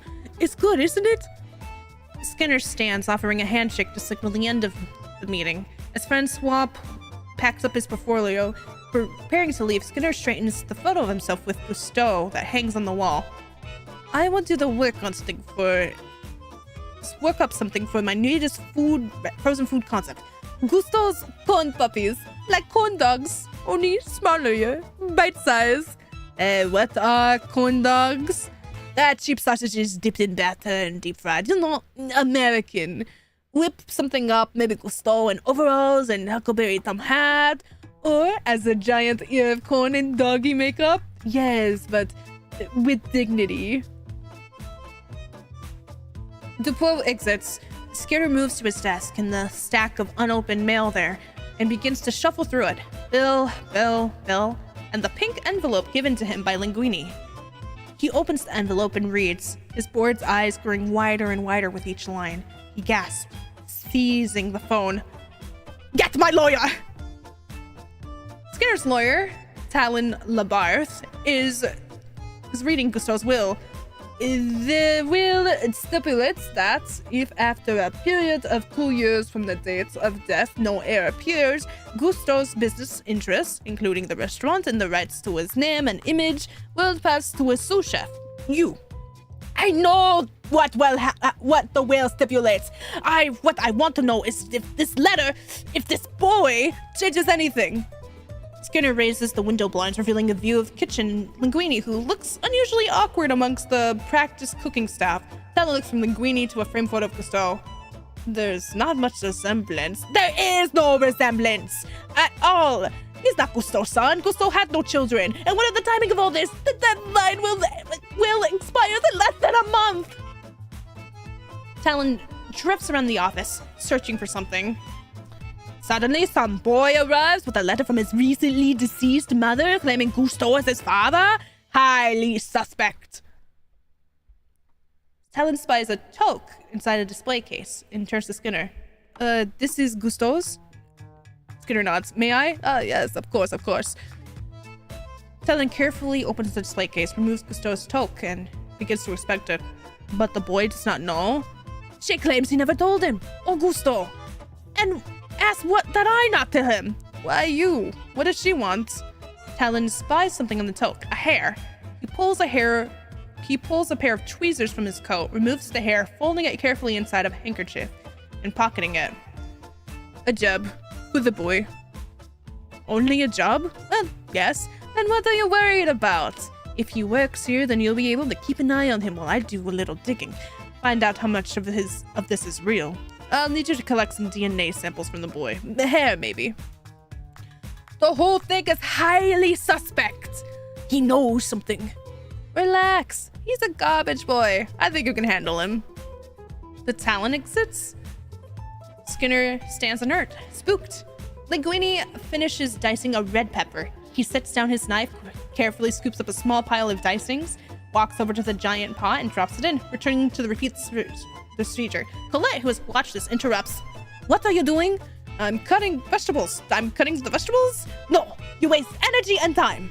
Colette slides a chair to the end of Linguini's prep table and slams the pot down onto its seat with the top is level in the table servant. You think cookies are cooked up, huh? Like mommy in the kitchen? She snatches Linguini's knives from his hand with one hand, several vegetables with the other. With frightening speed, she dices them, flicking each of the dice pile into the pot with a knife. Dice flick, dice flick. Well, mommy never had to face the dinner rush when all the orders come flooding in and every dish is different and none of the simple is all the different cooking times but must arrive on the customer's table at exactly the same time. Hot and perfect. Every single second counts. You cannot be mommy. Linguini is cooking the next day. He takes the pan off the burner and sets it to the side, which is already cluttered with utensils. Colette sees the mess and is outraged. What is this? Linguini stammers. Colette quickly clears his station, pitching it all to the sink of dishwasher. Keep your station clear. When the meal rush happens, what will happen? Messy station, slow things down. Food doesn't go, orders pile up, disaster. I'll make this easy for you to remember. Keep your station clear, or I will kill you! Time cut. Colette grabs Linguini by the arm and holds his sleeves, which is smeared with multicolored stains. Your sleeves look like you threw up on them. Keep your hands and arms in, close to the body, like this, she demonstrates. See? Always return to this position. Cooks move fast. Sharp utensils, hot metals, keep your arms in, you'll minimize cuts and burns, and keep your sleeves clean. Walk of a chef, messy apron, clean sleeves. Linguini and Colette shell peas. Colette's manner is easier, more collegial. I know the Gusto style cold. In every dish, Chef Gusto always has something unexpected. I will show you. I memorized all his recipes. Always do something unexpected. No, follow the recipe. But you just said it was his job to be unexpected. It's our job to follow the recipe. Colette pulls a loaf from a basket of freshly baked bread and shows it to Linguini. How do you tell how good bread is without tasting it? Not the smell, not the look, but the sound of the crust. Listen. She holds the loaf up to her ears. Linguini leans in to listen. Remy also leans in to listen. Colette gives the bread a squeeze. The crackle is seductive. She and Linguini smile at the pleasing crunch. A symphony of crackles. Only great bad sounds this way. Colette and Linguini have begun their prep for the next day. This is a new relaxation between them. The only way to get the best produce is to have first pick of the day. And there are only 2 ways of getting first pick. Grow it yourself or bribe a grower. She gestures over to the back door. Outside, a produce seller, conversing amicably with LaRousse, sets down a crate of gorgeous fruit and vegetables. LaRousse slips him some money. Voila! The best restaurants get the first pick. Linguini and Colette cook side by side. Their manner is now easy and familiar as old friends. People think haute cuisine is snooty, so chefs must also be snooty, but not so. On Lolo, he bobs to radio music as he sautés, cooking with efficient yet theatrical flourish. Lolo there? He ran away from home at 12. He got hired by circus people as an acrobat. Got fired for messing around with the ringmaster's daughter. The camera swings to Horst. He glances about with shifty eyes. Horst has done time. What for? No one knows, for sure. He changes the story every time you ask him. Jump cuts. Horst explains various reasons for incarceration. I defrauded a major corporation. I robbed the second largest bank in France with only using a ballpoint pen. I created a hole in the ozone over Afghan. I killed a man with this thumb. It moves over to Pompadour. He works with the dough with expert precision. Don't ever play cards with Pompadour. He's been banned from both Las Vegas and Monte Carlo. It moves over to LaRousse as he slips food into the food safe. LaRousse ran guns for the resistance. Which resistance? You won't say. Apparently they did not win. So you see, we are artists, pirates, more than cooks, are we? We? You're one of us now, we? They exchange smiles and resume work. Pause. Thank you, by the way, for all the advice about cooking. Thank you too. For what? For taking it. Inside Skinner's car. Skinner listens to the radio. Suddenly he sits up. His POV through windshield. Remy scampers across the alley to the kitchen entrance behind Cousteau's and into the hands of kneeling Linguini. The rat! He jams his brake, throws the car into reverse as Linguini is brought back to the view to see Remy is gone. Still kneeling, Linguini holds up a set of keys. I dropped my keys! Skinner is baffled. Cousteau's dining area. There's noticeably more energy and fewer tables in the dining room. Mustafa appears at the table with food snobs. Have you decided? Well, the new soup is excellent, but we order it every time. What else do you have? Well, we have a very nice foie gras. Yes, the old standby, you know. You used to be famous for it. What does the chef have that's new? Mustafa stands through the stands, slack-jawed and blinking. Kitchen. Mustafa crashes through the swinging doors in a panic. Someone asked how it is new. New? Yes. What do I tell them? What did you tell them? I told them I would ask. What are you blabbering about? Customers are asking what is new. What should I tell them? What did you tell them? I told them I would ask. This is simple. Just pull out an old gusto recipe, something we haven't made in a while, and they know about the old stuff. They like linguine soup. Linguine? They are asking for food from linguine? A lot of the customers like the soup. That's all we are saying. Why are we saying that? Well, if it's linguine they want, tell them Chef Linguini has prepared something special for them. Something definitely off menu. Oh, and don't forget to stress its linguininess. We chef. Now is your chance to try something worthy of your talent, Linguini. You're a forgotten favorite of Chef's sweetbread a la gusto. Colette will help you. We chef. Now hurry up. Our diners are hungry. Skinner turns into the office and a worried LaRousse rushes up to him, speaking in a low, concerned voice. Are you sure? That recipe was a disaster. Gusto himself said so. Just the sort of challenge a budding chef needs. Skinner disappears into his office, humming to himself. Linguini, looking over Colette's shoulder as she stares at the old yellowing recipe card, sizing up its ingredients.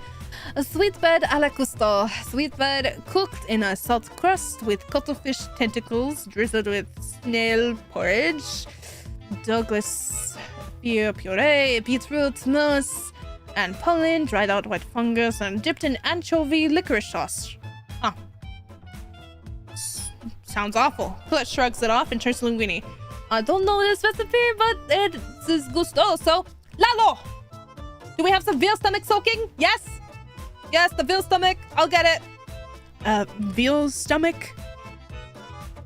Remy pilots Linguini's hand to lift a small pot of snail porridge off the burner and up to Linguini's toque for an obligatory sniff. Remy looks at the porridge, and then at the rack of fresh spices. Suddenly, Remy pilots Linguini to go to the spices, lifting them up rapidly one by one to the toque to sniff. Remy selects one that smells right and dumps it into the pot. Suddenly, Linguini leans forward, tilting his toque over the fragrant steam in the simmering pot. Inside Linguini's toque, Remy takes a whiff. Likes what he smells. Inspired, he pilots Linguini out to the kitchen. Linguini is alarmed by his sudden ramble and completely unsure of where he's going, but he's looking. Under the toque, Remy maneuvers Linguini spasmodically past the other cook's station, wildly sniffing around for the next ingredient, a composer hunting with the next note of his new symphony. He catches a pleasing scent in Lalo's station. Linguini snatches some shallots from Lalo, who looks up in shock, but Linguini is already gone, racing back to his station to add the new ingredients to the heating pan. Linguini jerks forward, tilting his toque over the pan, then peels out of his station. Once again, on the move. Linguini zips about, snatching ingredients from other cook stations. A porch apologizing for its driver. Pardon me, just need to borrow this real quick. Sorry, apparently I need this. I'll be right back. To the others, Linguini looks deranged, a man who's clearly lost control of both his body and his faculties. Linguini careens back to his station, and dumps the ingredients into the pan, startling Colette. What are you doing? We are supposed to be preparing the gusto recipe. This is the recipe. The recipe doesn't call for white truffle oil. What else have you... You are improvising? This is no time to experiment. The customers are waiting. You're right. I should listen to you. Linguini suddenly slaps his own face and then leads to his toque to the sweetbread. Stop that! Stop what? You're freaking me out. Whatever you're doing, stop it. What? Where's the special order? Both Colette and Linguini are working quickly now, and the separate dishes are giving the appearance of a competition. Coming! We are together. I thought we were together on this. Then what are you doing? It's very hard to explain. The special. Come and get it. Remy watches anxiously as Colette sets the plate to the pass to pick up, a yank of hair in each paw, waiting for an opening. Colette glances at the recipe. Oh, I forgot to add the licorice. She rushes back to get it. Remy sees his chance. Linguini stops, finds himself grabbing his pan and hurtling toward Colette. Colette is about to add the licorice sauce when Linguini swoops in and blocks her hand. Colette is stunned. Her eyes flash at Linguini, who looks terrified. His left hand holds his pan of sauté, which trembles over the sweetbread. Don't you dare. I'm not. Linguini dumps his sauce over Colette's dish at the moment before it's swept away by the waiter Mustafa. Sorry. Skinner enters, smiling as he walks up to Horace. Is Linguini's dish done yet? Yeah, it's just as bad if you remember. Just went down. Did you taste it? Of course, before he changed it. Good. What? How could he change it? He changed it as it was going out the door. Skinner starts toward the door to the dining room just as Mustafa bursts through excited. They love it. Other diners are already asking about it. About Linguini. We have 7 more orders. Colette is nonplussed. Skinner flinches, then forces a smile. That's wonderful. Remy slaps his paw together, relishing the night ahead. Crosscut between the dining room and the kitchen. Orders pile. It's the word of the special spreads around the diners. Remy pilots Linguini, preparing plate after plate of their hit. The dinner rush is over. The cooks congratulate their new comrade Linguini, toasting him glasses of table wine. Skinner watches from across the kitchen, staring at the boy with a mixture of confusion, envy, and resentment. As Linguini passes in front of the light, Skinner sees it. A strange shadow within Linguini's toque, the silhouette of a rat. Skinner's eyes going wide. After a quick look around to make sure no one's watching, Linguini removes his toque and lets Remy out. Take a break, little chef. Get some air. We really did it tonight. Linguini unfolds a napkin, revealing a miniature picnic. Fruit, bread, and cheeses. Remy, pooped but exhilarated, beams at Linguini, who raises his glass as a salute to the rat. Linguini smiles and turns back inside. We follow Linguini as he crosses the kitchen, humming happily to himself. Panning into the frame is Skinner, perched atop a tray rack, waiting like a cat ready to pounce. He snatches the toque from Linguini's head and gapes in confusion when he sees nothing on top of the boy's head. He looks at Linguini and smiles. Got your tote! Skinner hops to the ground, fluffing the toque in his hand before handing it back to the mystified Linguini. Seriously now, I'd love to have a little talk with you, Linguini, in my office. Am I in trouble? Trouble? No. A little wine, a friendly chat, just us cooks. Colette watches Skinner steer Linguini into his office. Peter Plonge won't be coming to you for advice anymore, eh, Colette? He's gotten all he needs. He exits chuckling. Colette slowly turns away, stung. Skinner settles in behind the massive desk that was formerly Gusteau's. Linguini sits uneasily at a chair facing him, still holding his little glass of wine. Toasting a success, eh, Linguini? Good for you. I just took it to be polite. They were being nice to me, so... But I don't really drink, you know? Of course you don't! I wouldn't either if I was drinking that. Skinner plucks the glass from Linguini's hand, pours it into the wastebasket, and offers a nearly open bottle of wine. But you would have to be an idiot of infantine proportions not to accept this 61 Chateau Latour. And you, Monsieur Linguini, are no idiot. A toast to your non-idiocy. A votre santé. They clink and drink. Remy munches contentedly as he stares at the starry sky, loving his bread, his cheese, his life. He breaks the top of the grape and holds the stem like a wine glass, slowly sips into it like a raisin. Something stirs from behind the trash cans. Remy freezes, suddenly alert. Some kind of creature is eating in the shadows. Remy grabs the cheese knife and timidly goes to investigate. The creature looks up. Its glowing eyes fix on Remy. Remy gulps, raises the knife. The creature leaps into the light. Remy? A meal? They rush to each other, hugging and laughing. What are you doing here? I thought I'd never see you guys again. I can't believe it. You're alive. You made it. We figured you wouldn't survive the rapids. Oh, what are you eating? Emil stares at Remy, chewing. He looks down, pondering the unrecognizable wad in his hands for a long beat. He frowns. I don't really know. I think it was some sort of wrapper once. What? No. Remy grabs the wad and throws it away with flourish. You're in Paris now, baby. My town. No brother of mine eats rejectamundo in my town. Remy turns his heel and marches back to the kitchen. Remy climbs to the pull handle of the food safe door and hesitates there. Laughter emanates from inside the Skinner's office. Remy leaps into the handle with considerable effort and pushes it open, unlocking the massive door. Gusteau appears. Remy, you're stealing? You told Linguini he could trust you. He can. It's for my brother. The boy could lose his job, which means I would too. It's under control, okay? Remy shoves past the Gusteau sprite and into the safe. Sprite vanishes. Inside Skinner's office at the same time, Linguini sits back in his chair, looking a bit tipsy.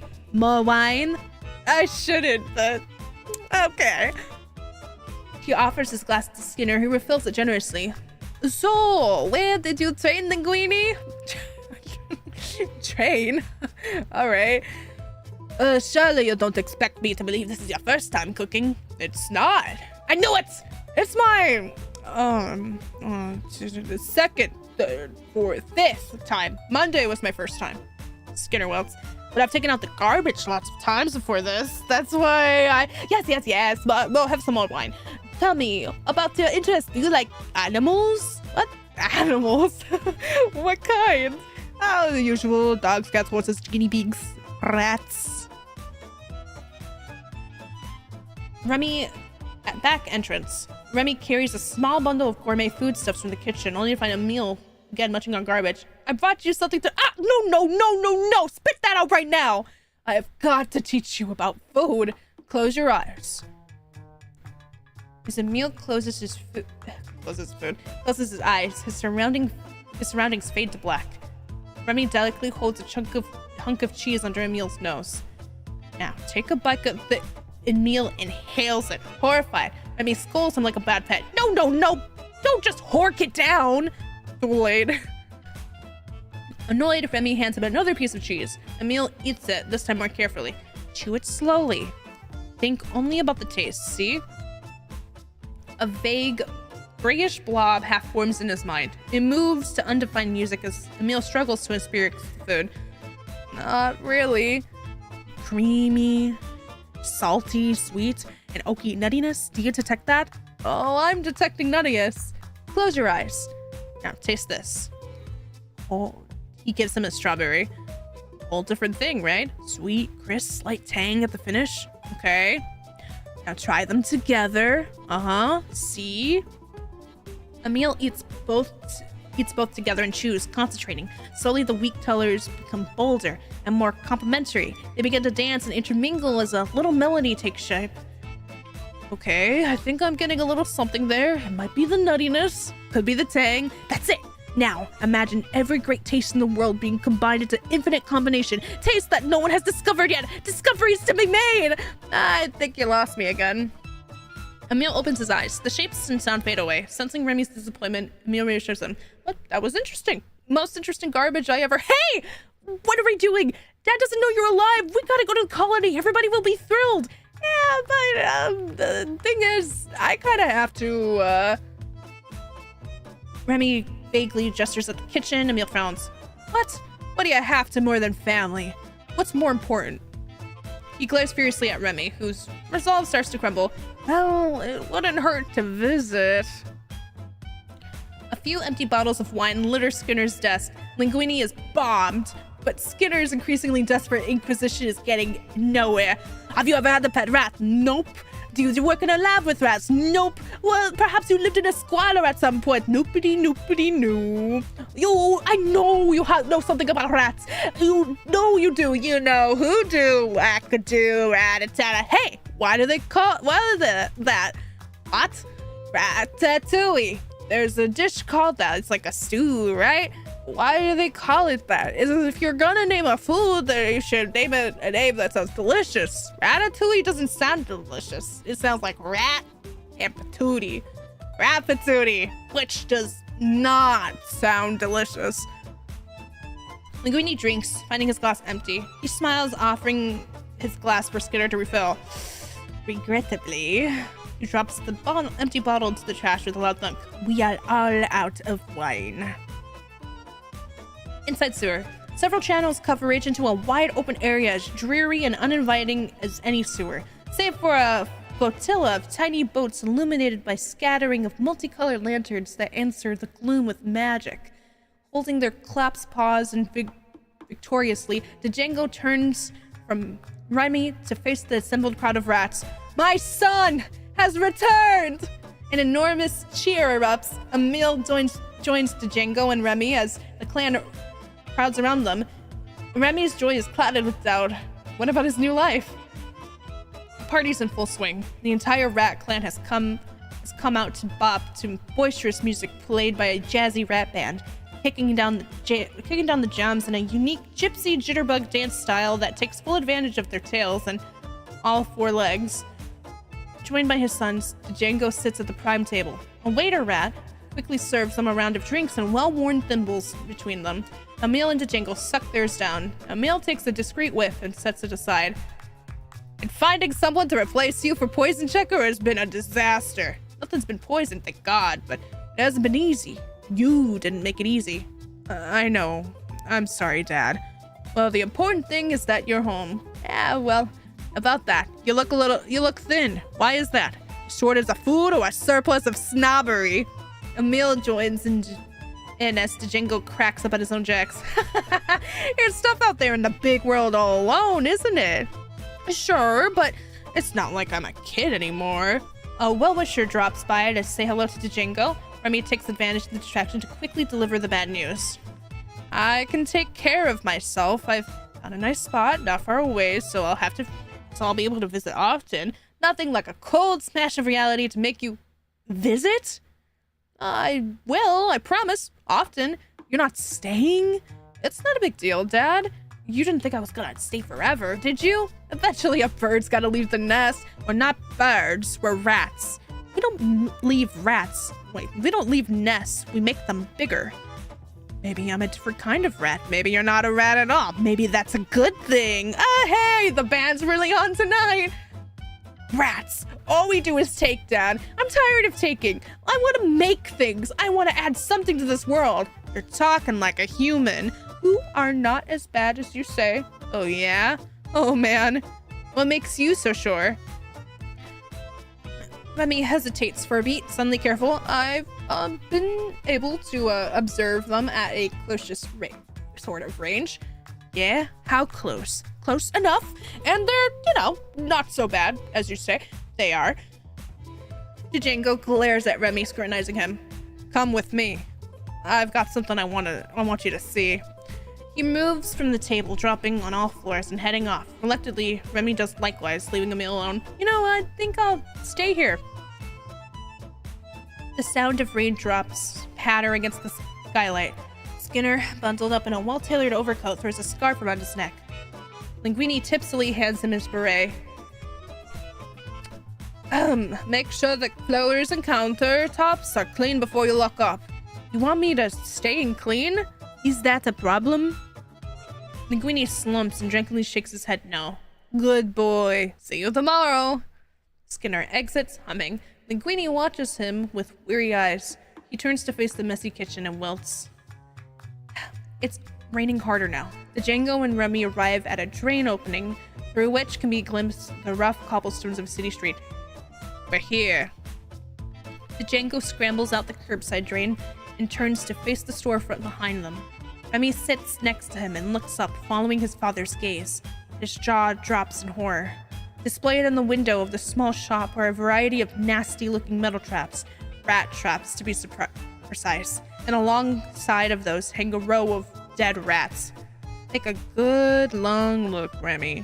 This is what happens when a rat gets a little too comfortable around humans. Remy looks away. Django's tone is tender but firm. The world we live in belongs to the enemy. We must live carefully. We look out for our own kind, Remy. When all is said and done, we're all we've got. His point made, Django turns to go. Remy stares up at the horrible window, then softly says, No. What? No, Dad. I don't believe it. You're telling me that the future can only be this? This is the way things are. You can't change the future. Change is nature. You can't change nature. Change is nature, Dad. The part that we can influence. And it starts when we decide. With that, Remy turns and, walking upright on two legs, starts back to Gusteau's. Django calls after him. Where you going? With luck, forward. The storm has passed and the sky is cloudless and clear. As a weary Remy exits the sewer, the fresh air hits his nostrils, and he draws it in like a sweet memory. He excels, renewed and happy to be back in his brave new world. Forgetting himself, he trots for the kitchen entrance on two legs, throwing a reckless wave at a passing cyclist. The cyclist double takes, craning his neck to look at the bizarre sight, and collides in a parked car. Remy enters and looks around the kitchen. No one's arrived yet. Remy steps on the countertop and surveys the kitchen, savoring the day ahead, and then he hears the sound. Snoring. He takes cover and peers out. No one's there. The snoring persists. He peers cautiously over the edge as Remy walks forward, revealing Linguini curled up on the floor, slumbering like a vagrant. Remy looks at the clock, realizing with horror that the others are about to arrive. Remy jumps onto Linguini's head like a rough rider on a fallen horse and, expertly tugging hanks of Linguini's hair, manages to get the boy up to his feet. But Linguini remains fast asleep. Remy lifts one of Linguini's heavy eyelids and waves frantically at a staring eye, but Linguini is out cold. The sound of a motorcycle arriving at the rear entrance causes Remy to look around in desperation. He spies a pair of sunglasses near the cook's lockers. Colette enters, unpleasantly surprised to find Linguini already at work. She crosses their station and starts to prep. Remy has hidden Linguini's strut eyes behind sunglasses, unintentionally giving him a sort of smug rock star. Though Linguini remains fast asleep, Remy pulls his hair to keep the boy's limbs working somewhat convincingly. Good morning. Remy pulls his hair nervously, puppeting the sleeping Linguini. How can he make Linguini answer? He pulls his hair hang, causing Linguini's head to loll to Colette. Gives her a lazy nod, and then back to work. So, the chef, he invited you in for a drink. That's big. That's big. What did he say? Remy hesitates. There's no hair he can pull for speech. Desperately, he pulls his head turn again. Linguini's head lolls lazily back to Colette, the effect being a smug, "What do you think he said, babe?" What? You can't tell me? Linguini is silent. He resumes cutting. Colette goes cold. Oh, forgive me for intruding on your deep personal relationship with the chef. I see how it is. You get me to teach you a few kitchen tricks to dazzle the boss, and then you blow past me? Things are going bad fast. Remy keeps Linguini chopping, hoping desperately for an idea to salvage the situation. Come on, wake up, wake up! Linguini keeps chopping vegetables like a hip zombie. His smirking face rolls in Colette's direction. I thought you were different. I thought you thought I was different. I thought... Now seemingly looking straight at her, Linguini snores. Colette gasps and delivers a roundhouse slap to Linguini's face. Linguini corkscrews and crashes to the floor. Linguini, now completely awake and utterly confused at the crucial chunk of his life he's somehow missed. He looks up at a furious Colette with wide eyes. I didn't have to help you. If I had looked out for myself, I could have let you drown, but I wanted you to succeed. I liked you. My mistake. Colette turns, storming out of the kitchen's back door. Both Linguini and Remy, who peers up from Linguini's falling toque, watch as he go. Linguini turns to Remy. It's over, little chef. I can't do it anymore. He grabs the toque with Remy inside and runs after Colette. Colette is already on a motorcycle. Linguini runs to her. Stop! Don't motorcycle away! She attops, looks at him. Look, I'm no good with words. I'm no good with food either. At least not without your help. I hate fake false modesty. It's just another way to lie. You have talent. No, I don't. Really, it's not me. Remy's eyes widen. This can't be happening. When I added those extra ingredients instead of following the recipe like you said, that wasn't me either. What do you mean? I mean, I wouldn't have done that. I would have followed the recipe. I would have followed your advice. I would have followed your advice to the end of the word because I love your advice. But I have a secret. Remy's really starting to get worried. Don't do it. Colette's eyes narrow. She's not liking the sound of this. It's sort of disturbing. Linguini chuckles sheepishly, then straightens as if to make an announcement, taking a deep breath. I have a what?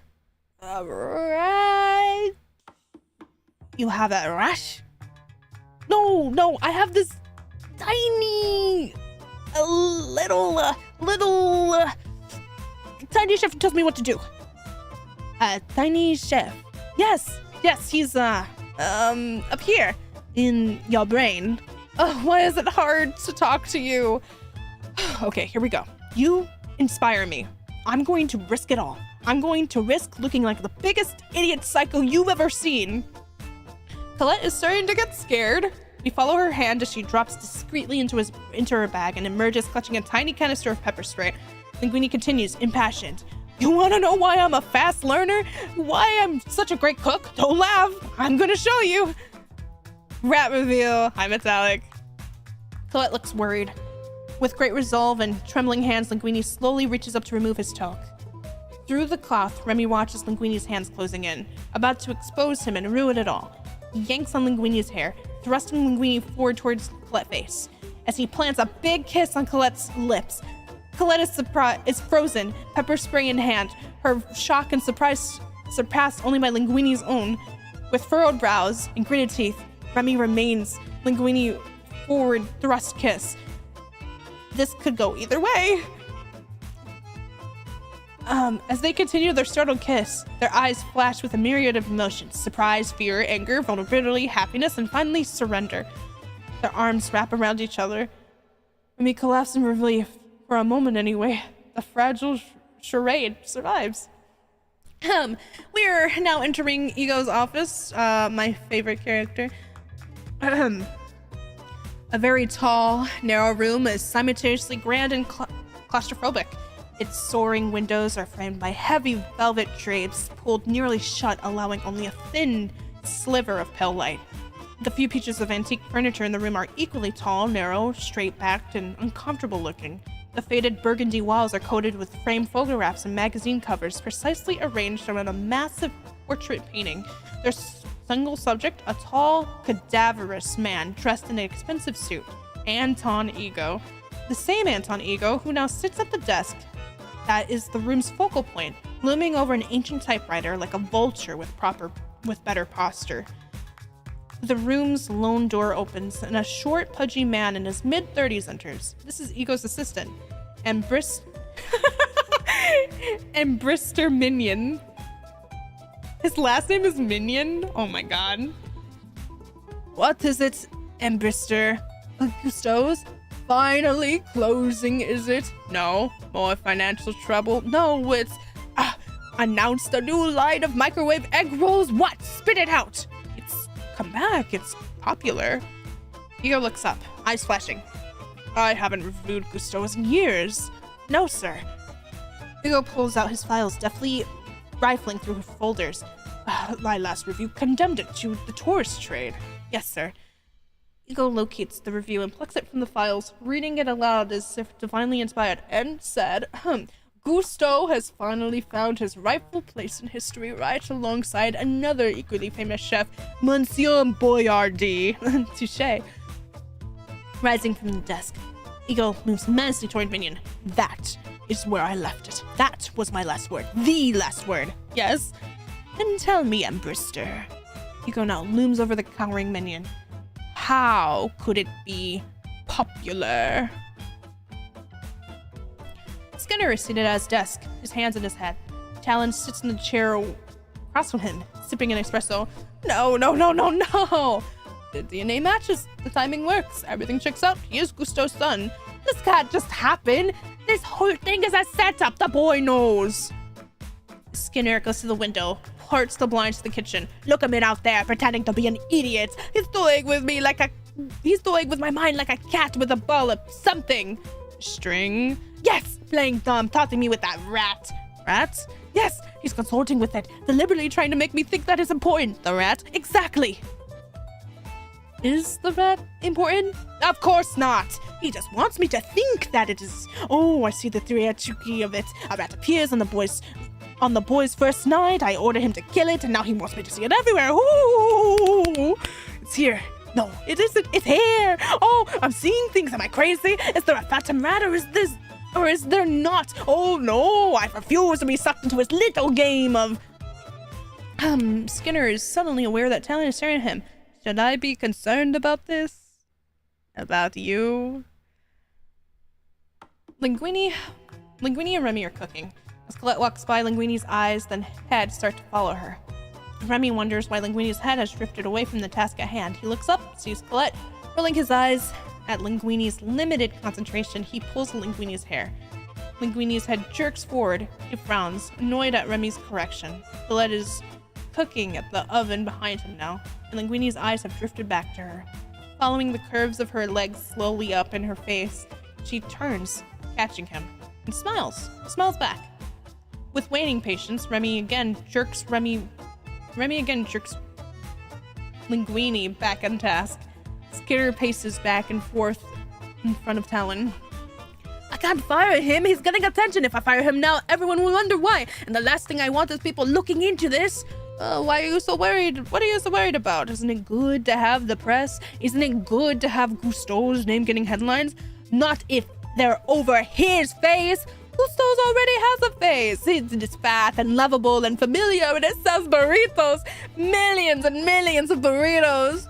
The deadline passes in 3 days, and you can fire him whenever he ceases to be valuable. You're still in charge, and no one will ever know. Talon prepares to leave, hesitates at the door. You know, I was worried about the hair sample you gave me. I had to send it back to the lab. Why? Because the first time it came identified as rodent hair. Talon shrugs, chuckles, and exits. Skinner stares, haunted. Under Remy's direction, Linguini reaches for a spice. Colette interrupts, handing him another. No, try this. It's better. Remy looks at the offered spice and scowls. He begins to differ. As Linguini reaches to take the spice, Remy pulls back on his hair. Linguini flinches, his hand hesitating, withdrawing, then reaching. Forward, back. Colette watches this odd display, still holding the spice out. Linguini grabs the wrist on his reaching hand, forcing it forward the spices, as Remy tucks Linguini's hair, directing him just as hard in the opposite direction. It's a battle for control that Linguini wins. That his hand finally grabs the spice tin. He smiles at Colette. Underneath the toque, Remy grimaces. The dinner rush is finished. Linguini and Colette exit the kitchen, laughing and holding hands. She pulls him aboard his motorcycle and they peel out into the young Paris night. Linguini and Colette laugh and scream as the wind rips by. Linguini barely able to hang on to his toque, and we realize Remy is still inside, holding on for his dear life. As Colette takes the sharp turn, Linguini drops his arms to steady himself, and his toque, with Remy inside, flies off his head and tumbles to the street. Dazed, Remy emerges from the battered toque to see Colette's cycle disappear in the horizon. Car horns blare. Remy turns to see a massive wall of traffic barreling toward him. He dives clear as cars roar past. Wheels screech and lights flash in all directions as he madly scrambles out of their way, finally making it to the curb. Remy looks up at as a woman recoils, jumping back into her sweetheart's arms. A rat! Her escort swats at Remy with his coat. Remy runs, jumping into a nearby storm drain. Inside the storm drain, Remy tumbles to the cement floor, his heart pounding. Through the grate, he sees the legs of a woman and her escort. Disgusting little creatures. Remy listens, pained. He spies his reflection in a pool of water at his feet. He turns, slowly disappearing into the sewer's darkness. I was reminded how fragile it all was. How the world really saw me. It just kept getting better.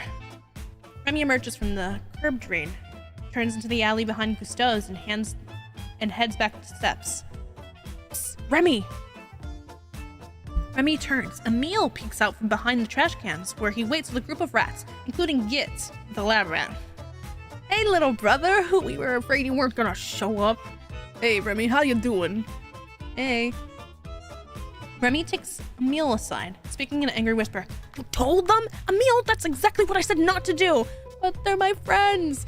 I didn't think you meant... I was telling them about tasting, about the nutty tang. Look, I'm sorry. Don't tell me you're sorry. Tell them you're sorry. Is there a problem here? No.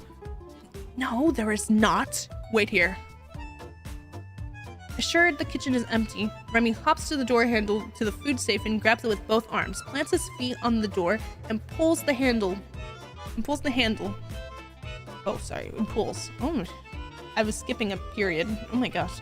The handle doesn't budge. The door is locked. Remy is puzzled. He looks towards Skinner's office. Remy enters, a little nervous, and scampers up on Skinner's desk. A framed black and white photo of Gusteau speaked. Remy, what are you doing here? Emile shows up, and I said not to, but he goes and blabs, and it's a disaster. Anyway, they're hungry, the food safe is locked, they need the key. They want you to steal food? Yes, no, it's complicated. It's family.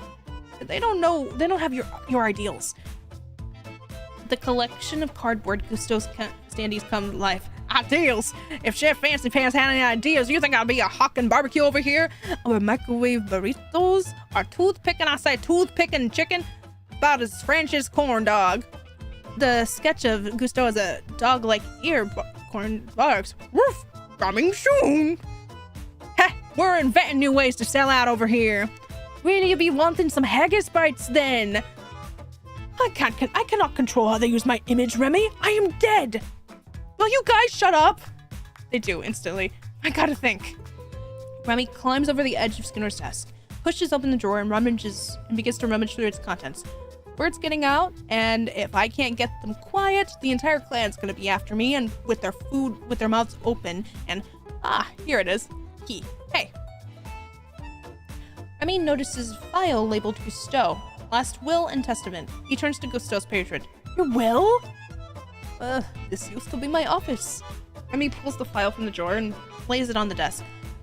This is interesting. Mind if I... Oh, not at all. Remy flips open the file. There alongside Gusteau's will are recent press clippings featuring Linguini and the letter to Skinner from Linguini's mother. Linguini? Why would Linguini be filled in with your will? Music builds as Remy reads, his eyes jumping between letter and the will, his eyes getting bigger until... He's your son? I have a son? Yes! How could you not know this? I am a figment of your imagination. You did not know. How could I? Well, your son is the rightful owner of this restaurant. Skinner opens the office door and freezes. Stunned by the bizarre sight of a rat on the desk, Remy snatches the documents in his mouth and runs. Remy races out onto the street. Hot on his heels, Skinner runs smack into Lalo on a moped. Before the mortified Lalo can apologize, Skinner is back on his feet. No! No! The rat! It's stolen my documents! It's getting away! With a crazed shriek, Skinner pushes Lalo off the scooter and jumps on and roars down the street. Skinner screeches to a stop at the intersection, looks around wildly for Remy. He sights the documents scampering through the traffic and guns the motor, recklessly giving chase.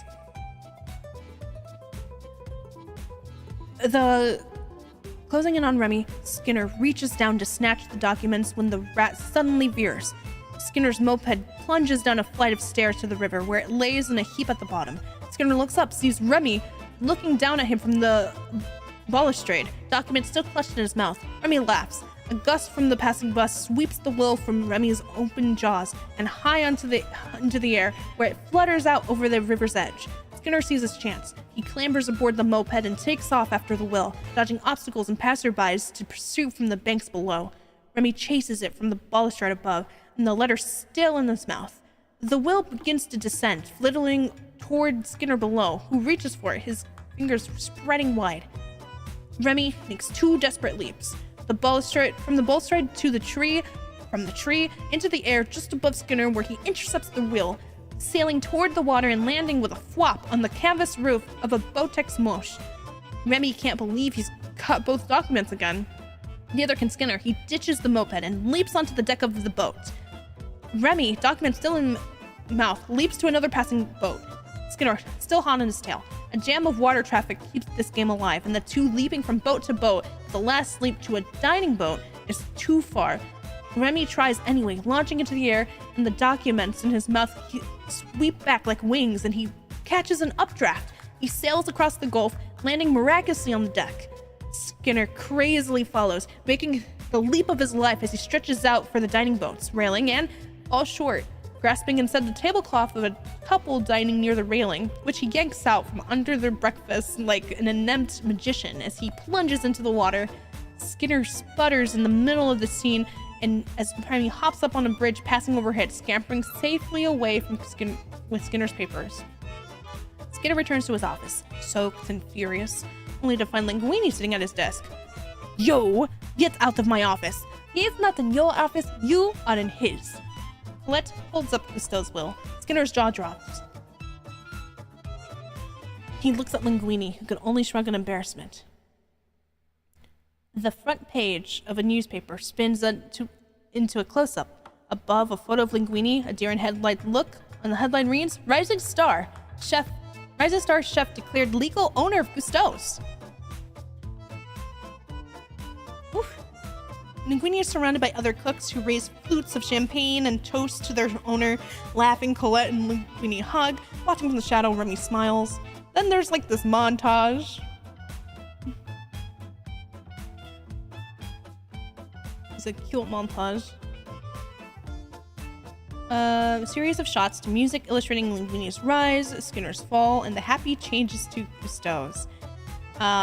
So there's Linguini cancels frozen food.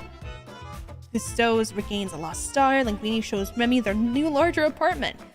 A disheveled Skinner alternates between spying on Cousteau's, looking for the rat in the kitchen, and stewing over the loss of his little empire, and the glowing press coverage of Linguini. Linguini and Colette raised their blinds in Skinner's old office, opening it to the light and to clear the kitchen. In the alley behind the kitchen, the cook symbolically burned the Cousteau standees created to promote Skinner's hatred. Frozen food line. They all cheer as the flames rise higher. Flash. Linguini sits at a table posing for photos. Several journalists hover nearby, shouting questions. Chef Linguini, your rise has been oh, I cannot pronounce this word. Meteoric? And you've been formal, and yet you have no formal training. What is the secret of your genius? Remy reacts to the question, looking down at the head beneath him as to say, yes, smart guy, what is your secret? I'm Auguste Cousteau's son. It's in my blood, I guess. What, you weren't aware of that fact until very recently? No. And it resulted in your taking ownership like meteor? Like it's exploded up very, very fast. I know it's like meteor. Because I know I'm like, okay, it's meteor. But I know how to meteoric. It just feels weird to say. But it resulted in taking ownership of this restaurant. How did you find out? On Remy, his face says, because I risked my neck. With Linguini, some parts of me just knew. The Cousteau part? Remy tucks the hair tuft, causing Linguini to bop himself in the head with his frying pan. Where do you get your inspiration? Inspiration? Again, Remy perks up his ears. Inspiration has many names. Mine is named Collect. What? An outraged squeak erupts from inside Linguini's toque. Linguini quickly muffles Remy's squeaks with both hands as he sets his toque down on the table. Linguini sucks on his teeth, making a sound. Something stuck in my teeth. Drab and cluttered, a battered telephone rings at the desk of Nader Lessard, a bored bureaucrat. He turns from a pile of paperwork and answers, Yes, Inspector. Phone booth, anxious, unshaven, and wrapped in a trench coat that makes him look vaguely like a pervert. Skinner speaks into a payphone as he stares at the line of dinner customers across the street waiting to enter Cousteau's. Intercut is needed. I wish to report a fast rat infestation has taken over my restaurant, Cousteau's restaurant. Cousteau's, I can drop by. First opening is in 3 months. But it must happen now. Monsieur, I have the information. If somebody cancels, I'll slot you in. But the rat, it... Lessard hangs up. Skinner listens to the dial tone deflated. Stole my documents. Horst looks at the clock, scowls, and turns to Colette. It's past opening time. He should have finished an hour ago. She leaves an annoyed sigh and heads out to the dining area. Colette enters the swirl of activity to confront Linguini. He shoots her a cocky smile, offering her a glass of champagne. Bonjour, mon ami, mon chéri. Join us. We were talking about my inspiration. Yes, because it is tiny chef. Linguini muffles another squeak of protest from under his toque. He shoots Colette a reprimanding look, leans in, and says in a low, tight voice, "Not bad, dearest. I meant you." "Not that, kissing whiskers. Daddy will handle it later." Sorry. Just then, the front door swings open, spilling cold light into and air into the warmth of the restaurant. The press swings its attention to the tall, blacklit specter at the entrance, whispering his legendary name, Ego. He glides through them without acknowledging their presence, and stops in front of Linguini, who's still seated. "You are Monsieur Linguini? Hello? Pardon me for interrupting your premature celebration, but I thought it only fair to give you a sporting chance as you are new to this game." Remy watches with fear and awe. Game? Yes. And you have been playing without an opponent, which is, as you may have guessed, against the rules. Poor Anton Ego.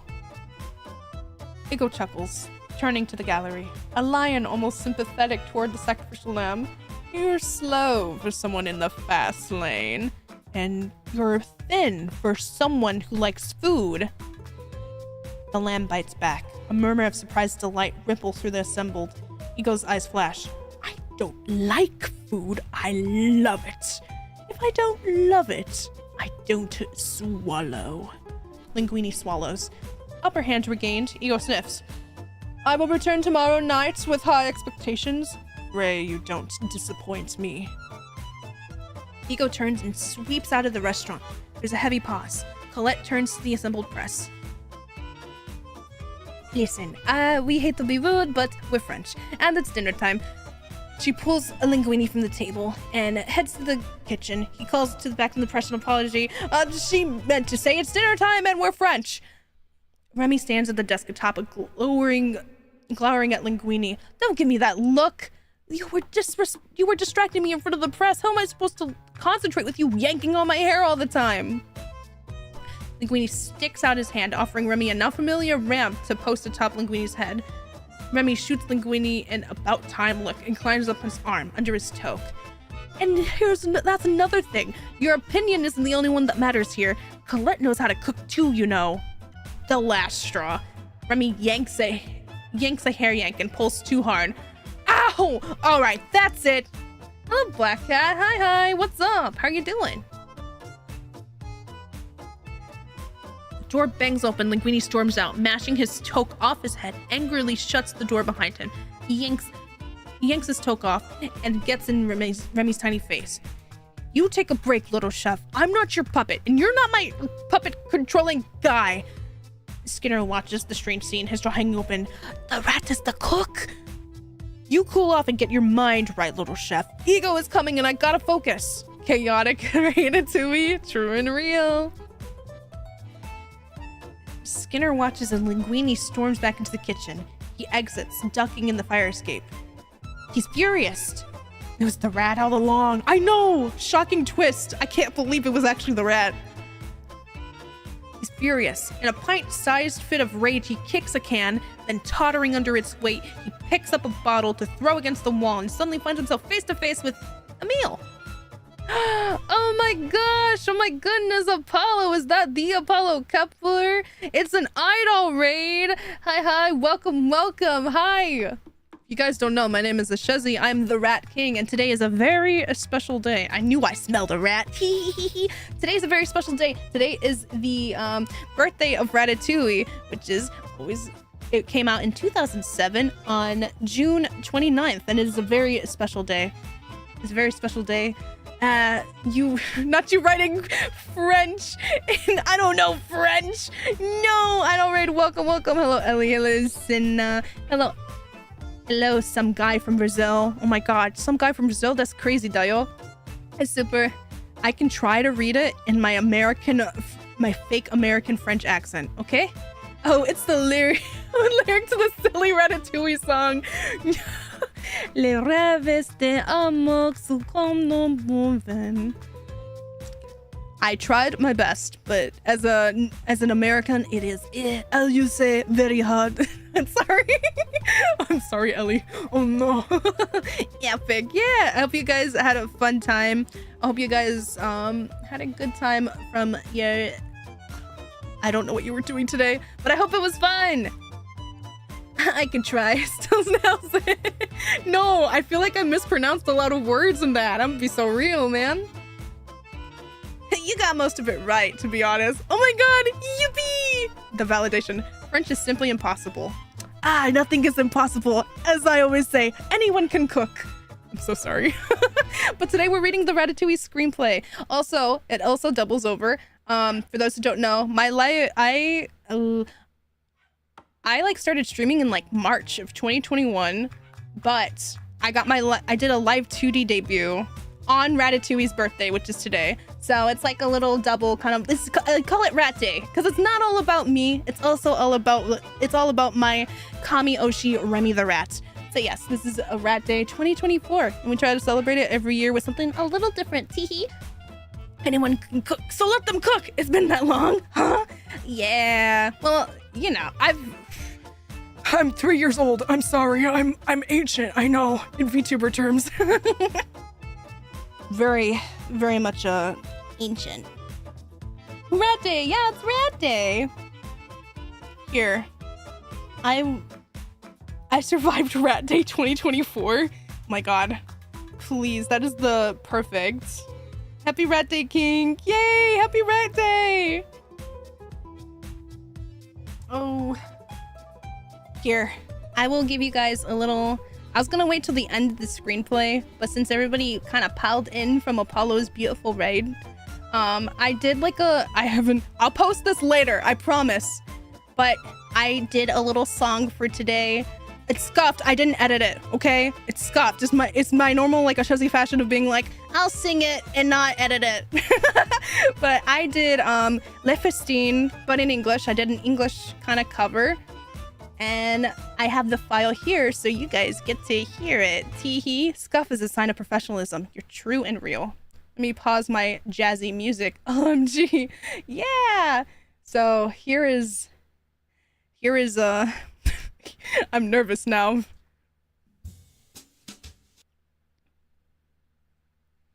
The dreams of young lovers are like a good wine, surprised by the richness and sorrow the fine. Longing for something sweet, come sweep me off my feet, hoping for some change to take me away, but nothing in life comes free. Oh, hope is a dish far too quickly consumed. Pipe dreams on a plate, I'm simply run through. All alone, standing still, a table for two. Bitterness plagues me, but what am I to do? For nothing in life comes free. You say, never they'll tell me. It's written in the stars, I'll never get that far. I'll spread my wings and fly far from here, reaching for my best. Then finally my heart will be at rest.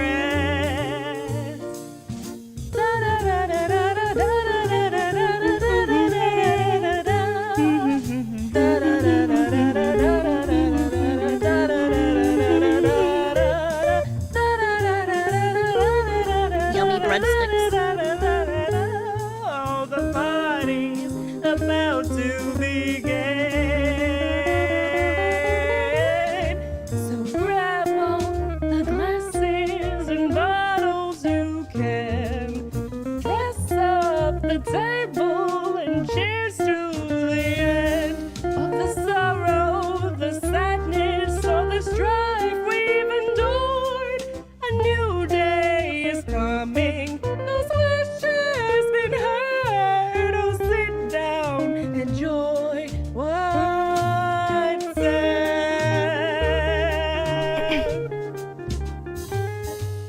A new day is coming. My wishes been heard. So sit down and enjoy what's said.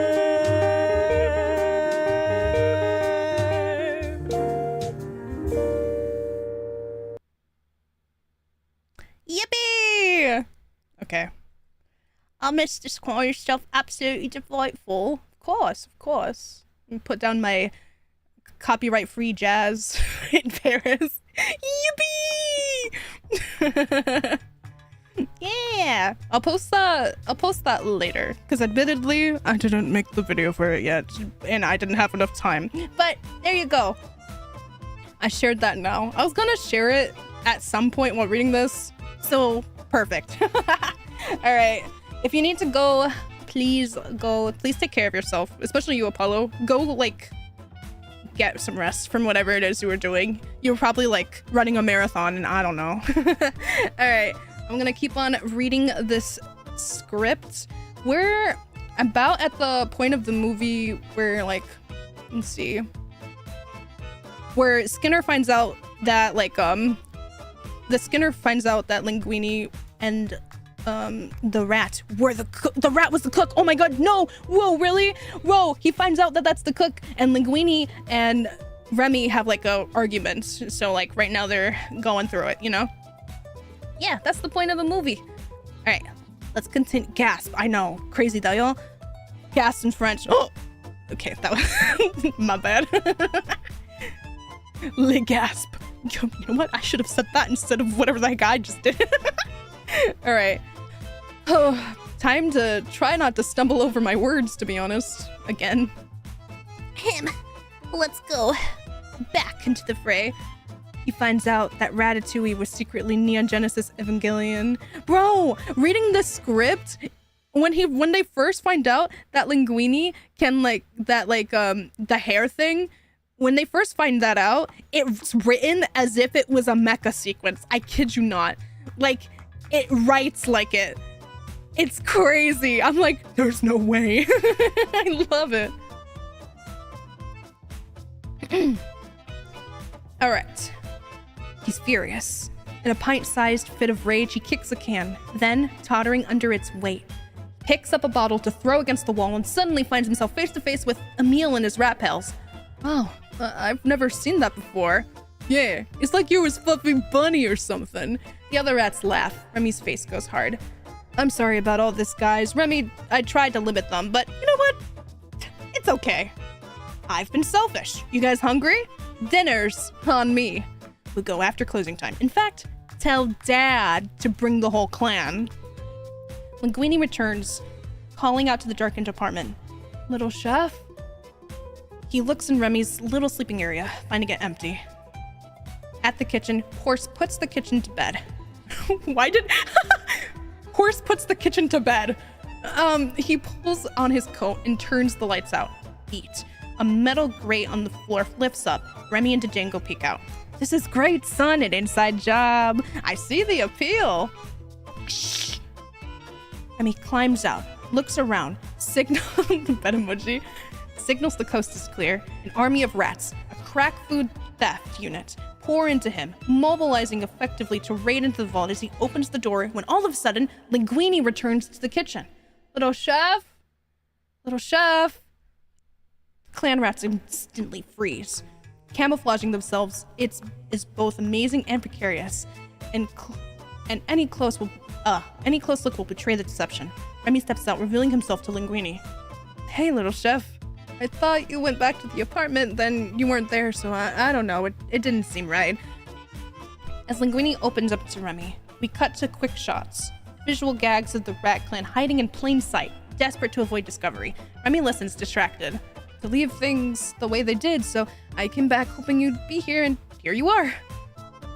Linguini is so absorbed in his own feelings that he's utterly blind to the fact that the food safe door is ajar, and that he's caught the rats mid-heist. Look, I don't want to fight. I know you've been I know you've been under a lot of, pressure. A lot has changed in very much time, I'm suddenly a Gusto, and I gotta be a Gusto, People will be disappointed. It's weird. Inside the food safe, rats hide up on the shelves and egg cartons inside the hole in a wedge of Swiss cheese and submerged in an open sack of coffee beans, leaving only their tiny noses visible. Emil hides in the center of an asparagus bunch held together by a rubber band. His eyes latch onto a juicy bunch of grapes, which hang literally in front of his face. Enticed, he leans forward just enough to get his lips around the end of a single grape and slowly sucks it off, the stem into his mouth, swallowing it whole. He glances up. Another grape beckons. Emil leans for it. I've never disappointed anyone before because nobody has ever expected anything of me. And the only reason anyone expects anything from me now is because of you. Emil listens to Linguini, shamed by his kind words. I haven't been fair to you. You've never failed me, and I should never forget that. Inside the food safe, Emil, now stuffed and lumpy with grapes, eyes the last remaining grape on the stem. Balancing on the cheese wheel, he lashes the asparagus band to the shelf and leans over the edge, straining to reach the lone grape. The most honorable friend a guy could ever ask. The cheese wheel shifts. Emil loses his balance and falls, hits the floor spread-eagled. The cheese lands on top of him, causing his belly full of grapes to machine gun from his mouth and hit the back of Linguini's neck. He turns, sees that the food safe is open. What is this? What's going on? He pulls open the door and flips the light on. The rats flee, spilling from shelves in a squeaking fur-covered wave that rushes past Linguini's feet and out the door. You're stealing from me? How could you? I thought you were my friend. I trusted you. The door bursts open and a flood of rats pour in the rear to the alley. Linguini behind them, brandishing a mop. Get out! You and all your rat buddies, and don't come back, or I'll treat you the same way restaurants are supposed to treat Pez. Not the sad emojis. Linguini ducks back inside, slamming the door behind him. Remy stares in silence, devastated by what he's done. The Django and the rest of the rat clan emerge from the shadows, gathering around the group, including Remy and Emil. You're right, Dad. Who am I kidding? We are what we are, and we're rats. Emmy turns and cautiously drops to 4 legs and walks slowly away, his voice distant and sad. Well, he'll leave soon, and now you know how to get in. Steal all you want. You're not coming? I've lost my appetite. Strangely, Linguini is dressed as a waiter. He waits on a lone diner, whose face is hidden behind a menu. Do you know what you'd like, sir? The menu lowers, revealing ego. He grins ravenous. Yes! I'd like your heart roasted on a spit. Linguini is frozen in fear. His heart pounding as Ego's cold chuckle turns into a roar. Linguini wakens. Someone is pounding on his office door. Come in! Come in! Door opens and Colette leans in, speaking tenderly. The day is the big day. You should say something to them. Like what? You are the boss. Inspire them. Linguini places a stepladder in front of the kitchen and stands on top step. He clears his throat. Attention! Attention, everyone. The staff pauses and turns their attention to Linguini. Tonight is a big night. Appetite is coming and he's going to have a big ego. Ego. He's coming. The critic. And he's going to order something. Something from our menu. We'll have to cook it. Unless he orders something cold, like a salad. The cooks exchange confused glasses. Colette wilts. This is not the inspiration she had in mind. Outside near the kitchen entrance, Remy is watching this through the kitchen window. He sighs. You just can't leave it alone, can ya? Emil's by the trash. Remy hops down and walks over to him. You really shouldn't be here during restaurant hours. It's not safe. I'm hungry, and I don't need the inside food to be happy. The key, my friend, is to not be picky. Observe. Emil lifts the corner over a toppled-over box, exposing a chunk of cheese. Emil chuckles, reaching for the cheese. No, wait! Remy grabs Emil's tail and pulls him clear. A hinge drops, trapping Remy inside a cage. Emil rushes to Remy, panicked. Oh no! What do I do? I'll go to get Dad. A shadow looms over them. Emil quickly hides. Skinner picks up the trap cage, grinning ear to ear.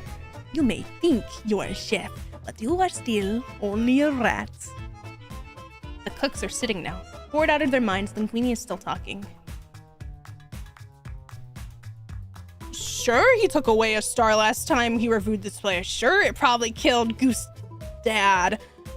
Oh, this is very bad juju here. I'm gonna have to go now. Good night. Have a good stream. Good night. Have a good sleep. Good night. Oyasumi. But I'll tell you one thing. Mustafa burst through the dining room door, interrupting. Ego is here. The air is suddenly sucked from the room. The cooks stand alert, frightened, sensing what is needed. Colette steps up. Anthony Ego is just another customer. Let's cook! An intent look sweeps over the faces of the staff. With a burst of grunts, cries, and hand claps, they return to work. Yeah, okay. Remy's cage is set down inside the trunk of Skinner's car. Remy looks up at Skinner. So, I have in mind a simple arrangement. You will create for me a new line of Chef Skinner frozen foods, and I, in return, will not kill you. Remy startles, looks aghast. Laughing, Skinner slams shut the trunk and exits toward the restaurant. Nearby, Emil watches cautiously. Alright, rats! Mustafa draws a deep breath, gathering courage. He turns and approaches Ego's table. Do you know what you would like this evening, sir? Ego lifts his gaze to Mustafa. Yes, I think I do. After reading a lot of overheated puffery about your new cook, you know what I'm craving. A little perspective. Ego snaps his menu shut and hands it to Mustafa. That's it? I'd like some fresh, clear, well-seasoned perspective. Can you suggest a good wine to go with that? With what, sir? Perspective. Fresh out, I take it? I'm sorry? Very well, since you're all out of perspective and no one else seems to have it in this bloody town, I'll make you a deal. You provide the food, I'll provide the perspective, which would go nicely with a bottle of Cheval Blanc 1947. I'm afraid I didn't your dinner selection. Ego suddenly jumps to his feet. Suddenly, eye to eye with Mustafa. Tell your chef, Linguini, that I want whatever he dares to serve me. Tell him to hit me with his best shot. Mustafa scurries off, seated at the nearby table. In disguise in a trench coat, sunglasses, and beret, Skinner jerks his head toward Ego and speaks to his waiter. Yeah, I'll have whatever he's having. Inside Skinner's car trunk, Remy sits in the corner of his cage, alone and defeated. And the Gusto sprite appears, studies Remy, speaking quietly. So, you've given up. Why do you say that? You're in a cage, inside a car trunk, awaiting a future in frozen food products. No, I'm in a cage. I've given up. You are free. I'm only as free as you imagine me to be. As you are. Oh, please. I'm sick of pretending. I pretend to be a rat for my father. I pretend to be a human through Linguini. I pretend you exist so I have someone to talk to. You only tell me stuff I already know. I know who I am. Why do I need you to tell me? Why do I need to pretend? Gusto smiles with affectionate relief. But you don't, Remy. He smiles to Remy, puts his hand squarely on the rat's shoulders. You never did. And with that, Gusto fades away. A loud thunk as something hits the street pavement outside. A stone gargoyle has just missed the trunk of Skinner's car and shattered into the pavement.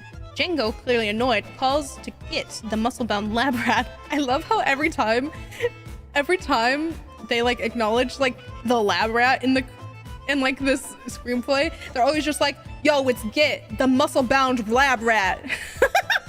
Hey, come over here, Git, the muscle-bound lab rat. Who's perched on the one gargoyle-less balustrade above. No, my other left! Git grunts, moves to the next gargoyle and pushes. Remy, alert and excited now, calls out, Dad? Wham! He's strong, lab rat. He is strong, lab rat. The top of the trunk suddenly caves in from the second gargoyle's impact. Light streams in as Emil appears. Emil! Django joins Emil as he grabs the cage latch from the outside. Straining with all their might, the three rats pop it open. Remy jumps out, gives Django and Emil quick hugs. I love you guys. Then scrambles out of the trunk, off towards Gusteau's. Where you going? Back to the restaurant. They'll fail without me. Why do you care? Because I'm a cook. Inside the kitchen, chaos. Tempers are flaring, orders are piling up, and the kitchen is dissolving under Linguini's leadership. Holding a pan filled with gray glop, Horse confronts Linguini. It's your recipe! How can you not remember your own recipe? I didn't write it down, it just came to me. Well, make it come back to you again because we can't serve this. Where's my order? We can't serve them something. Can't we serve them something else? Something I didn't invent? This is what they're ordering. Make them order something else. Tell them we're all allowed. We can't be all allowed. We just open. I have another idea. What if we serve them what they order? We will make it. Just tell us what you did. I don't know what I did. We need to tell the customer something. Tell them. Ah! Linguini runs into the office and slams the door closed. Outside, back kitchen entrance, Django and Emil rush the tops to stop Remy as he heads towards the kitchen door. Remy, they'll see you, stop! But Remy pushes them away long enough to get inside of the doorway, exposing himself to the two cooks. The other rats hide. He's come far too fast. How could you do more as with little uterus? We're not talking about me. We're talking about what to do right now. Horse suddenly freezes, his gaze fixed on the back entrance. There, smack dab in the middle of the doorway, sits Remy, as brash and as a tiny gunslinger entering a saloon. Rats! Instantly, the other cook sees dangerous utensils and charge at Remy, but Remy doesn't move. Suddenly, a voice shouts, "Don't touch him!" Miraculously, everyone stops, their weapons raised, their gaze shifting to Linguini, who rushes in front of the group. I know this sounds insane, but, well, the truth sounds insane sometimes, but that doesn't mean it's not the truth. The cooks exchange confused glances, and the truth is, I have no talent at all. This rat, he's the one behind these recipes. He's the cook, the real cook, little chef. The cooks watch in amazement as Remy hops on to his lord palm. Linguini lifts Remy up to his head to demonstrate. He's been hiding under my toque. He chooses the ingredients, the spices. Linguini picks up some spices, lifting them to Remy's nose. The other cooks react. This strange and familiar action of Linguini's is suddenly stranger than ever. He's been controlling my actions. Remy gives Linguini's hair a few tugs to demonstrate Linguini's limbs move correspondingly. He's the reason I can cook the food that's exciting everyone. The reason Ego is outside that door. He's been giving me credit for his gift, and I know it's a hard thing to believe, but hey, you believed I can cook, right? Linguini laughs. The cooks stare. He looks at them, earnest. Look, this works. It's crazy, but it works. We can be the greatest restaurant in Paris. And this rat, this brilliant little chef, can lead us here. What do you say? You with me? For a moment, no one moves. Then, Horst, tears welling up in his eyes, crosses to a grateful, moved Linguini and hands him his apron and toque, exiting silently out the back door. Linguini watches, stunned, as one by one the rest of the staff exits with him, leaving only Colette. Colette locks eyes with Linguini, both anger and tears welling up. Her hand comes up to slap him. It doesn't. Her hand just trembles and finally drops to her side. She pushes past Linguini and out the door. Linguini looks out at the dining room. Ego waits, drumming his fingers. Soon the customers will get restless. Linguini exchanges a sad look with Remy, shrinks into his office and closes the door behind him. Paris streets, Colette speeds her motorcycle recklessly through the streets, crying. The car horn blasts, and she startles and hits the brake and skids to a stop, nearly running the red light. She exhales, her heart racing at the close call. She looks up. A familiar cookbook beckons from the display window of a used bookstore. Gusteau's Anyone Can Cook. Colette stares at it, feeling a pang of emotion. Close on the cookbook, close on Colette. Behind her, and the traffic light turns green. The traffic on either side of her begins to go. Colette sits on top of a motorcycle, motionless. Alone in the empty kitchen, Remy faces the dining room door, feeling Ego on the other side, waiting. Remy slowly turns away, then realizes that Django is also there. Dad, I don't know what to say. I was wrong about your friend, and about you. Dad, I don't want you to think that I'm choosing this over family. I can't choose between two halves of myself. I'm not talking about cooking. I'm talking about guts. This really means that much to you? Almost apologetically, Remy nods. Django sighs, then lets out a loud whistle. The rat clan emerges from the shadows, quickly surrounding them. We're not cooks, but we are family. You tell us what to do and we'll get it done. A door creak turns the rat's attentions to the back door where the health inspector has just entered. His eyes bug at the surreal sight. The kitchen is filled with rats. Slowly he backs toward the exit and bolts. Stop that health inspector! Immediately, Django leads half of the rat clan over to the inspector, yelling as he exits out the door. Delta team, follow me! The rest of you stay and help Remy! The inspector jams his keys into the ignition and turns. The engine won't turn over. He glances at the rearview mirror and sees a ground-level stampede of rats moving from the kitchen toward him. The rats engulf the car, covering it like a blanket. The engine comes to life. Tires squeal, smoking as the car roars from the alley in reverse and pulls a 180 into the street. The rats covering it as like a gray moss. In the kitchen at the same time, the dishwasher opens with a whoosh of steam. Dozens of rats emerge with their fur clean and fluffy. They disperse with the SWAT team precision as Remy barks orders. Team 3 will be handling fish. Team 4, roasted items. Team 5, grill. Team 6, oh my god, high power guy. Hello raiders. Hi, it's a power raid. Yo, what's up? How are you doing? Oh my gosh. Welcome in, raiders. Hi, if you don't know, my name is Acheezi. I'm the Rat King. Today is Rat Day. It is the day that Ratatouille came to our hearts and my hearts in 2007. Yepers, that's me. That is the rat enthusiast. That is me. Yo, what's up, Power Raid? I hope that you guys had like a fun time. You were doing a watch along, right? Was that today? Who cooked the ratatouille? Jim Boy over there, he cooked the ratatouille. Me? Nah. All right, I like your mustache. Thank you very much. I grew it out just for this stream. It's very nice, no? We watched Captain N. There you go. See, I knew it. We got copyright claimed. You know what? This stream probably got copyright claimed too. I'm not gonna lie. Yeah, we were watching a bad cartoon.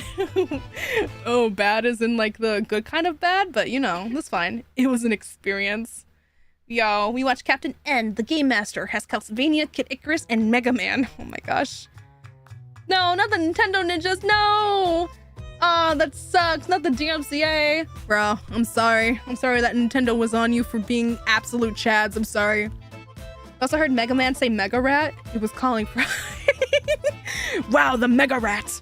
Mega hi! Mega hi, Mega ho. And that's probably not how that goes, but hello, Tomcat. But yeah, we're reading the screenplay. There's 108 pages in the screenplay, and I'm already at 109. We're near the end of the movie at this point. Pinch to fingers. Yes, oui. With that. I'm sorry. Yeah. My voice is getting like a little shot, but it's okay. Mega Man sounds like a chain smoker. Pit was a dork, and Simon turned into a copy and paste pretty boy. No, not the copy and paste pretty boy. The only pretty boy I need is Anton Ego. I'm sorry. I'm so sorry. My taste in fictional characters, what can I say? It's a bit different, no? We're here to listen to your peak now. To peak now. Anton Ego, my goat. Hope your voice can make it through the end. We're trying our hardest. Simon was a Chadley Bradley. Ooh. Simon Alvin Theodore. Sorry, that is not what that is at all. I'm sorry. My brain went to the chipmunks. I have a friend who's like into chipmunks right now for no reason. I told with Dr. Holy crap, Remy Ratatouille. Yeah, Remy's my Kami Oshi. For those of you who don't know, Remy's my Kami Oshi. If you ever join the Dobel Kingdom, which is the kingdom where all of my dwellers reside, we worship under Remy's rule permanently. There's no other way. Sorry, it is what it is. Are we reading Ratatouille? Yeah, we're actually yeah, we're actually reading Ratatouille.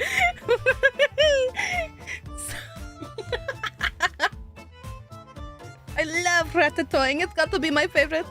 I love it so much. I'm so sorry. I would like to apologize. We saw Donkey Kong Dong before streaming around. No! Not Ratatouille. Hey, look. It is what it is. The Funny Rat Master Chef is my favorite anime. Power. Oh, thank you for the sub, Golden Bones. Welcome to the kingdom. Welcome to the kingdom. You're now trapped, apparently. Kevin and Pitt got flattened. No. I watched so many Ratatouille retrospectives. Movie is one of the best. It is my favorite movie. Ratatouille's the whole reason why I'm a rat VTuber. I want everyone to know that. So this movie, this screenplay holds a very special place in my heart.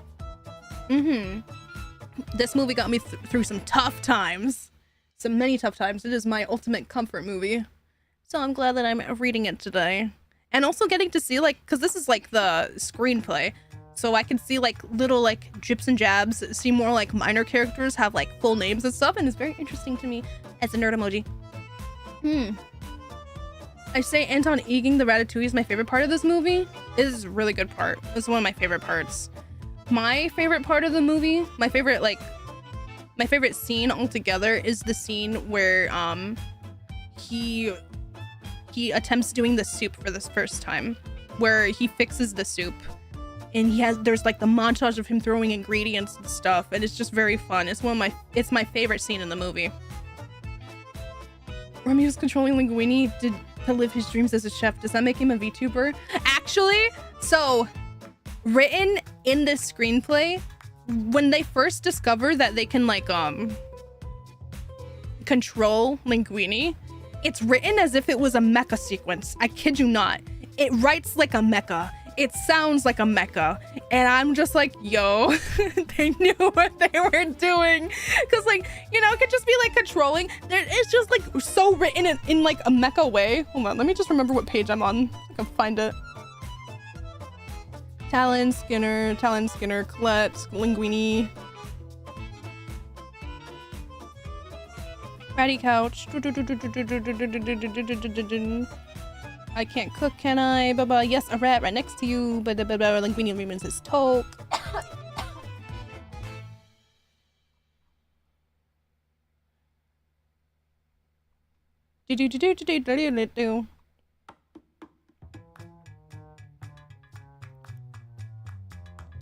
Whew, man. The soup scene is satisfying. I love it. I love a second favorite scene of mine is when he's leaving the sewer and finding out that he's in Paris. I love the way that they have it, that like the camera is at the point of view of like the rat, so you're scuttling along with him, and it really shows like how small he is and how big this world is. I really love that sequence too. It is second favorite sequence of mine, just for like how it works.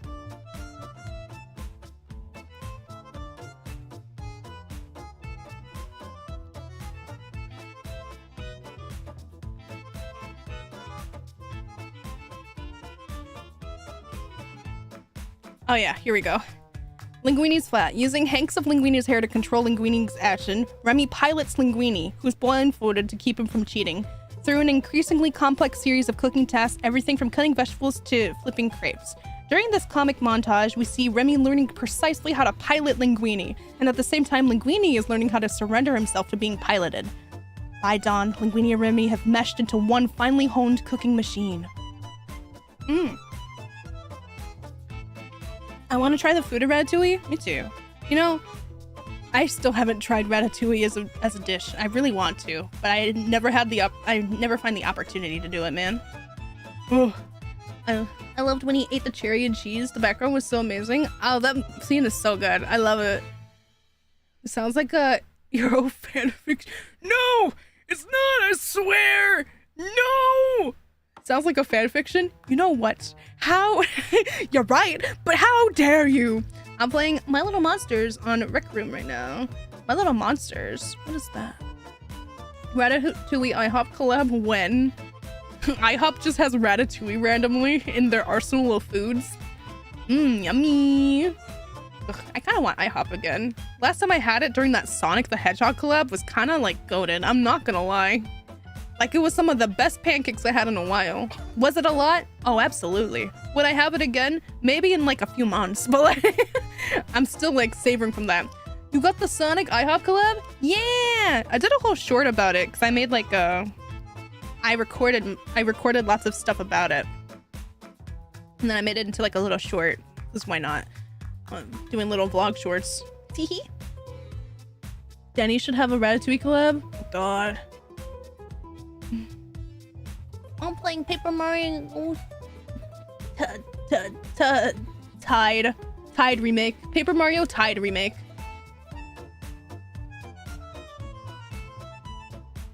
Alright.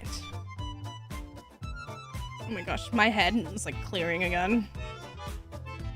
It's clearing again. We're near the end of the line. We're near the end of the line. We're almost finished with this. It's been a great time. Been a great time celebrating Rat Day with everybody, you know? Hello, Ken. Hi. Ratatouille is basically Pixar's food word. Please. Please. Alright. Time to read this again. Alright.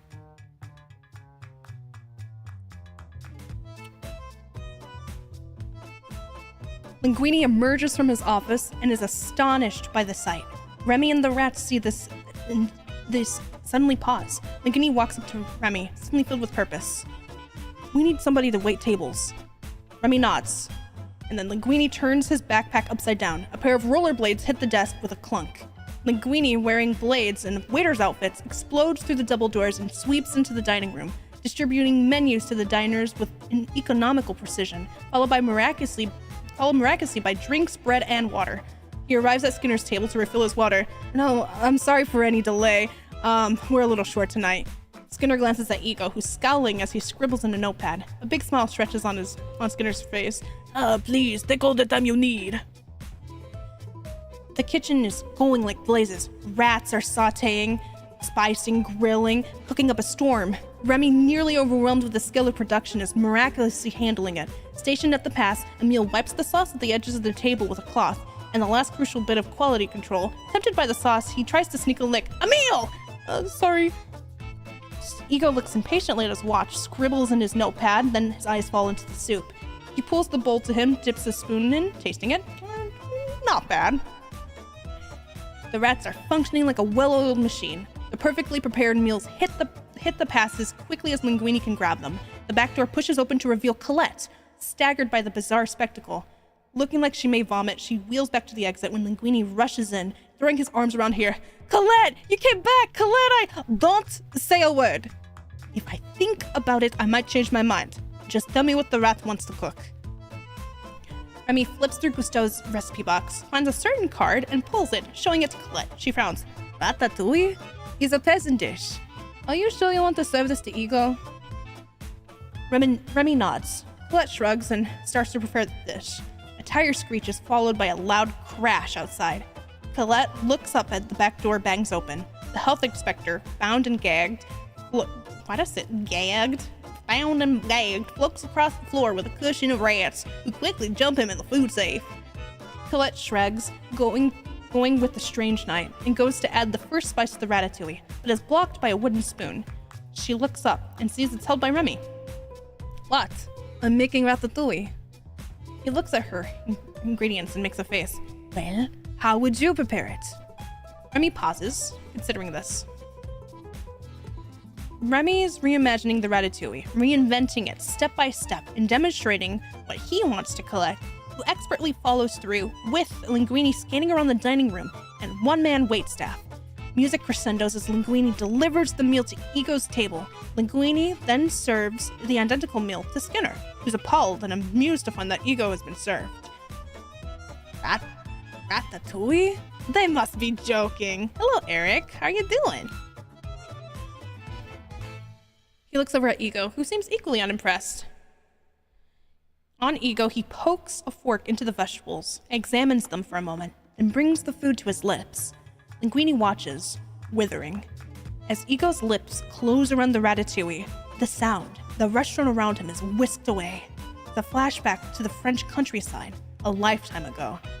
We're inside a cozy cottage on a golden summer day. The front door is opened, a newly crashed bicycle lays on the ground outside.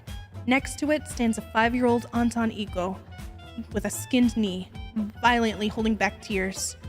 His young mother turns from her cooking and gives him a sympathetic smile. Like all mothers, she knows what to do. Moments later, young Ego, already feeling better, is at a table. His mother touches his cheek and sets a freshly made bowl of ratatouille before him, warm and inviting. The boy takes a spoonful into his mouth and rushes back to the present. Ego's frozen, astounded. His pen slips from his mind. It clatters to the floor, breaking the spell. Ego blinks. His eyes fall to his empty fork, which he holds suspended near his mouth. Slowly, a long-lost feeling blooms inside of him. He smiles and has another forkful. Skinner has seen this. He looks at his ratatouille and tastes it. He's stunned, loving and hating it all at once. Oh, it can't be. Skinner bursts through the double doors. Who cooked the ratatouille? I demand to know. A kitchen full of rats all stop and look up at him. Cut to inside the food safe. Skinner, bound and gagged, is tossed roughly into the corner, where he lands next to the equally bound and gagged health inspector. They yell muffled protests as the door slams shut. A long finger dabs the last smear of remaining sauce from the plate of ratatouille. We follow it to Ego's smiling lips. He kisses the sauce off his finger and turns to Linguini. I can't remember the last time I asked a waiter to give my compliments to the chef. And now I find myself in the extraordinary position of having my waiter be the chef. I'm just your waiter tonight. And who do I thank for the meal? Linguini stares for a moment, wondering how to respond. Excuse me a moment. Linguini skates to the kitchen doors, where Colette has been watching from a distance. Ego squints. Linguini and Colette are visible through the window panels in a heated discussion. Linguini returns to the Ego's table, this time with Colette. Ah, you must be the If you want to meet the chef, you will have to wait until all the other customers are gone. Taken aback by the unprecedented demand, Ego acquiesces. So be it. Colette and Linguini exchange a look, and then it dissolves to later. The restaurant has been cleared, save for Ego, who waits with grim patience. Linguini and Colette emerge from the kitchen and silently cross to Ego's table, Linguini holding a toque upright on the flat of an outstretched hand. Ego stares, his curiosity piqued by the strange sight. Linguini takes a breath and lifts up his toque, revealing Remy sitting on the palm of his hand. At first, Ego thinks it's a joke, but as Linguini explains, Ego's smile disappears. A series of shots. Inside the rat-filled kitchen, Linguini and Remy demonstrate their unique working style to Ego. First together, then with Remy alone. Colette withers as Ego stares at this grim deadpan. He doesn't react beyond asking an occasional question. Linguini and Colette are now seated at a table opposite of Ego. Remy sits on the table facing Ego, who occasionally glances down at him. Finally, Ego gets up and bows slightly. And when the story is done, Ego stands, thanks us for the meal, thank you for the meal, and leaves without another word. Ego's office. In a series of shots, Ego is pacing, brooding, staring out one of the enormous picture windows flanking his portrait into the night, visibly unsettled. The following day, his review appears. In many ways, the work of a critic is easy. Risk very little, yet enjoy a position over those who offer up their work and themselves to our judgment. We thrive on negative criticism, which is fun to write and to read. But the bitter truth we critics must face is that, in the grand scheme of things, the average piece of junk is probably more meaningful than our criticism designated it so. But there are times when a critic truly risks something, and that is the discovery of and defense of the new. Linguini and Colette emerge from Gusteau's kitchen into the brisk night air, Remy with them, walking upright. No one knows what to think. Colette and Linguini hug anyway. The world is often unkind to new talents, new creations, and new needs friends. In the alley behind the kitchen, the strange human-rat alliance amicably parts ways and head into respective homes, above and below the streets of Paris. Only Remy stays behind, electing to take in the night and think. Last night I experienced something new, an extraordinary meal from a singularly unexpected source. To say that both the meal and its maker have challenged my preconceptions about fine cooking is a gross understatement. They have rocked me to my core. In the past, I have made no secret of my disdain for Chef Gusteau's famous motto, anyone can cook. But I now realize, only now, do I truly understand what he meant. Not everyone can become a great artist, but a great artist can come from anywhere. It is difficult to imagine more humble origins than those of the genius now cooking at Gusteau's, who is, in this critic's opinion, nothing less than the finest chef in France. I will be returning to Gusteau's soon, hungry for more. Colette and Linguini hug. Gathered with them in Gusteau's kitchen, Remy and the Rat Clan cheer. It was a great night, the happiest of my life. But the only thing predictable about life is its unpredictability. We had to let Skinner and the health inspector loose, and of course they squealed. The food didn't matter. Once it got out that there were rats in the kitchen, the restaurant was closed and Ego lost his credibility. But don't feel too bad for him. Now we're at a bistro. In a tiny, warmly lit room, a group of rats, including Django and Emile, are seated around a basket, which has been overturned and covered with a napkin to function as a table, listening as Remy finishes his story. He's doing very well as a small business investor. He seems pretty happy. Hey, Acheezi. Hi, Onion. Seated next to Remy, a teenage rat frowns skeptical. How do you know? Remy smiles and points through the small window into the main dining room. There, Anton Ego, whose face now has color and a few new pounds, dines happily at the prime table. A small bell rings. Remy glances down to the kitchen. Colette is looking up at him, tapping her wristwatch. Gotta go. Dinner rush. He takes off, jumping onto a counterweighted basket made especially for him. He's quickly dropped into the kitchen. The basket with Remy drops onto the counter and Remy hops off. Colette sets the plate down of Remy's now famous ratatouille, leaving the finish to Remy. You'll know how he likes it. Remy nods and quickly expertly finishes the presentation. We follow Linguini, now the métier, and he takes the plate into the dining room and delivers it to Ego. Can I interest you in a dessert this evening? Don't you always? Which one would you like? Ego grins, turns toward the window in the kitchen door, where Remy is watching, and calls out, "Surprise me!" Remy signals Ego in the affirmative, and goes off to create something delicious.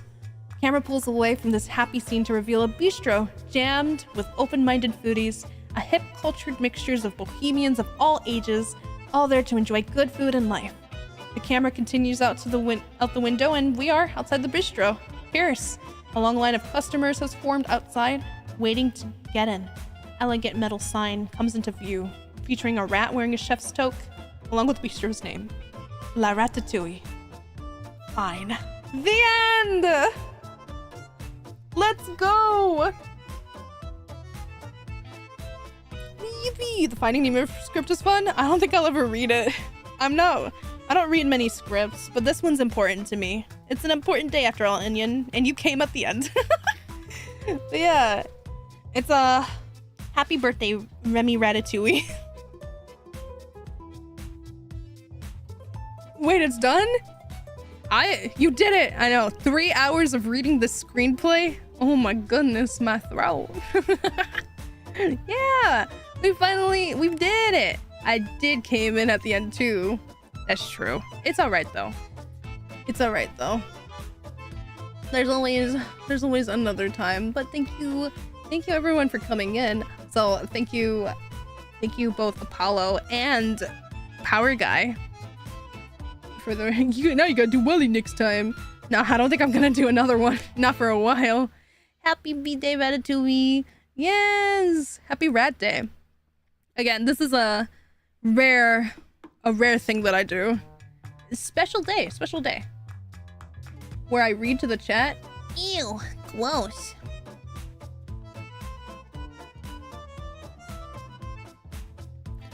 Gifted one. Hey, yo! Hey, Ellie, there you go. There's your membership. Now you get like cool emotes drawn by me and one other person. Oh, thank you. Yay! There you go. God, my throat is dead. Oh my god. The more I talk, the more I just hate.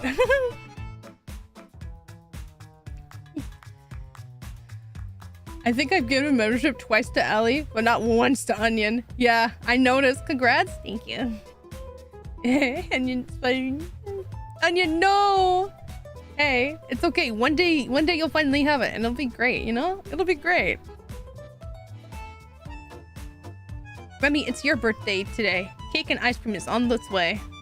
Remy, it's your birthday today. Cake and ice cream is on the way. I felt like I should have said it like that. All right. There we go. Perfect. All right. I want that Ash being strangled emote. True. It's a really good emote. Thank you, Cerebus for like making it. Teehee. All right. We have come to the end. Tomorrow I'm going to be live. We're playing Mario Party 3. So if you like Mario Party, you should come around. I love Mario Party. And I haven't played the older Mario Parties in a while, so it's gonna be fun and it's gonna be hectic because the comm in that game suck. I just want to say that now. Happy birthday, by the way. Thank you. Kind of. Not really my birthday. Happy Rat Day. We'll say Happy Rat Day. It's not really my birthday. That's in January, but Rat Day is today.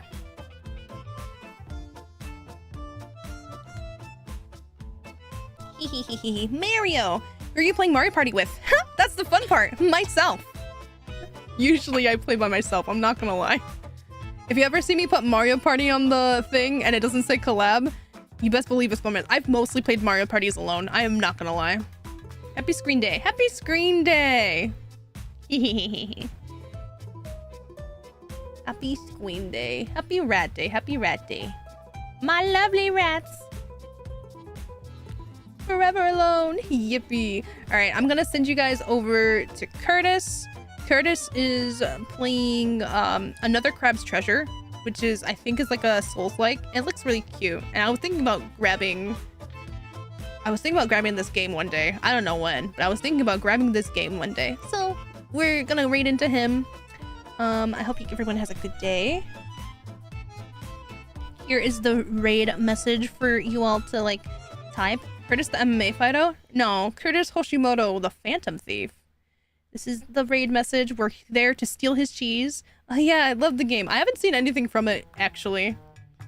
So like, this is my first glimpse at it. My only glimpse. Funnily enough, Curtis is the rat's name from Rampage 2. See, it all connects. From one rat to another, even though he's not a rat, but from one to another. All right, I'm gonna send you guys over there. Have a good day, have a good night, have a good wherever you are. I'm outie. I gotta do things like draw. Bye bye. Thank you, everyone. Bye bye.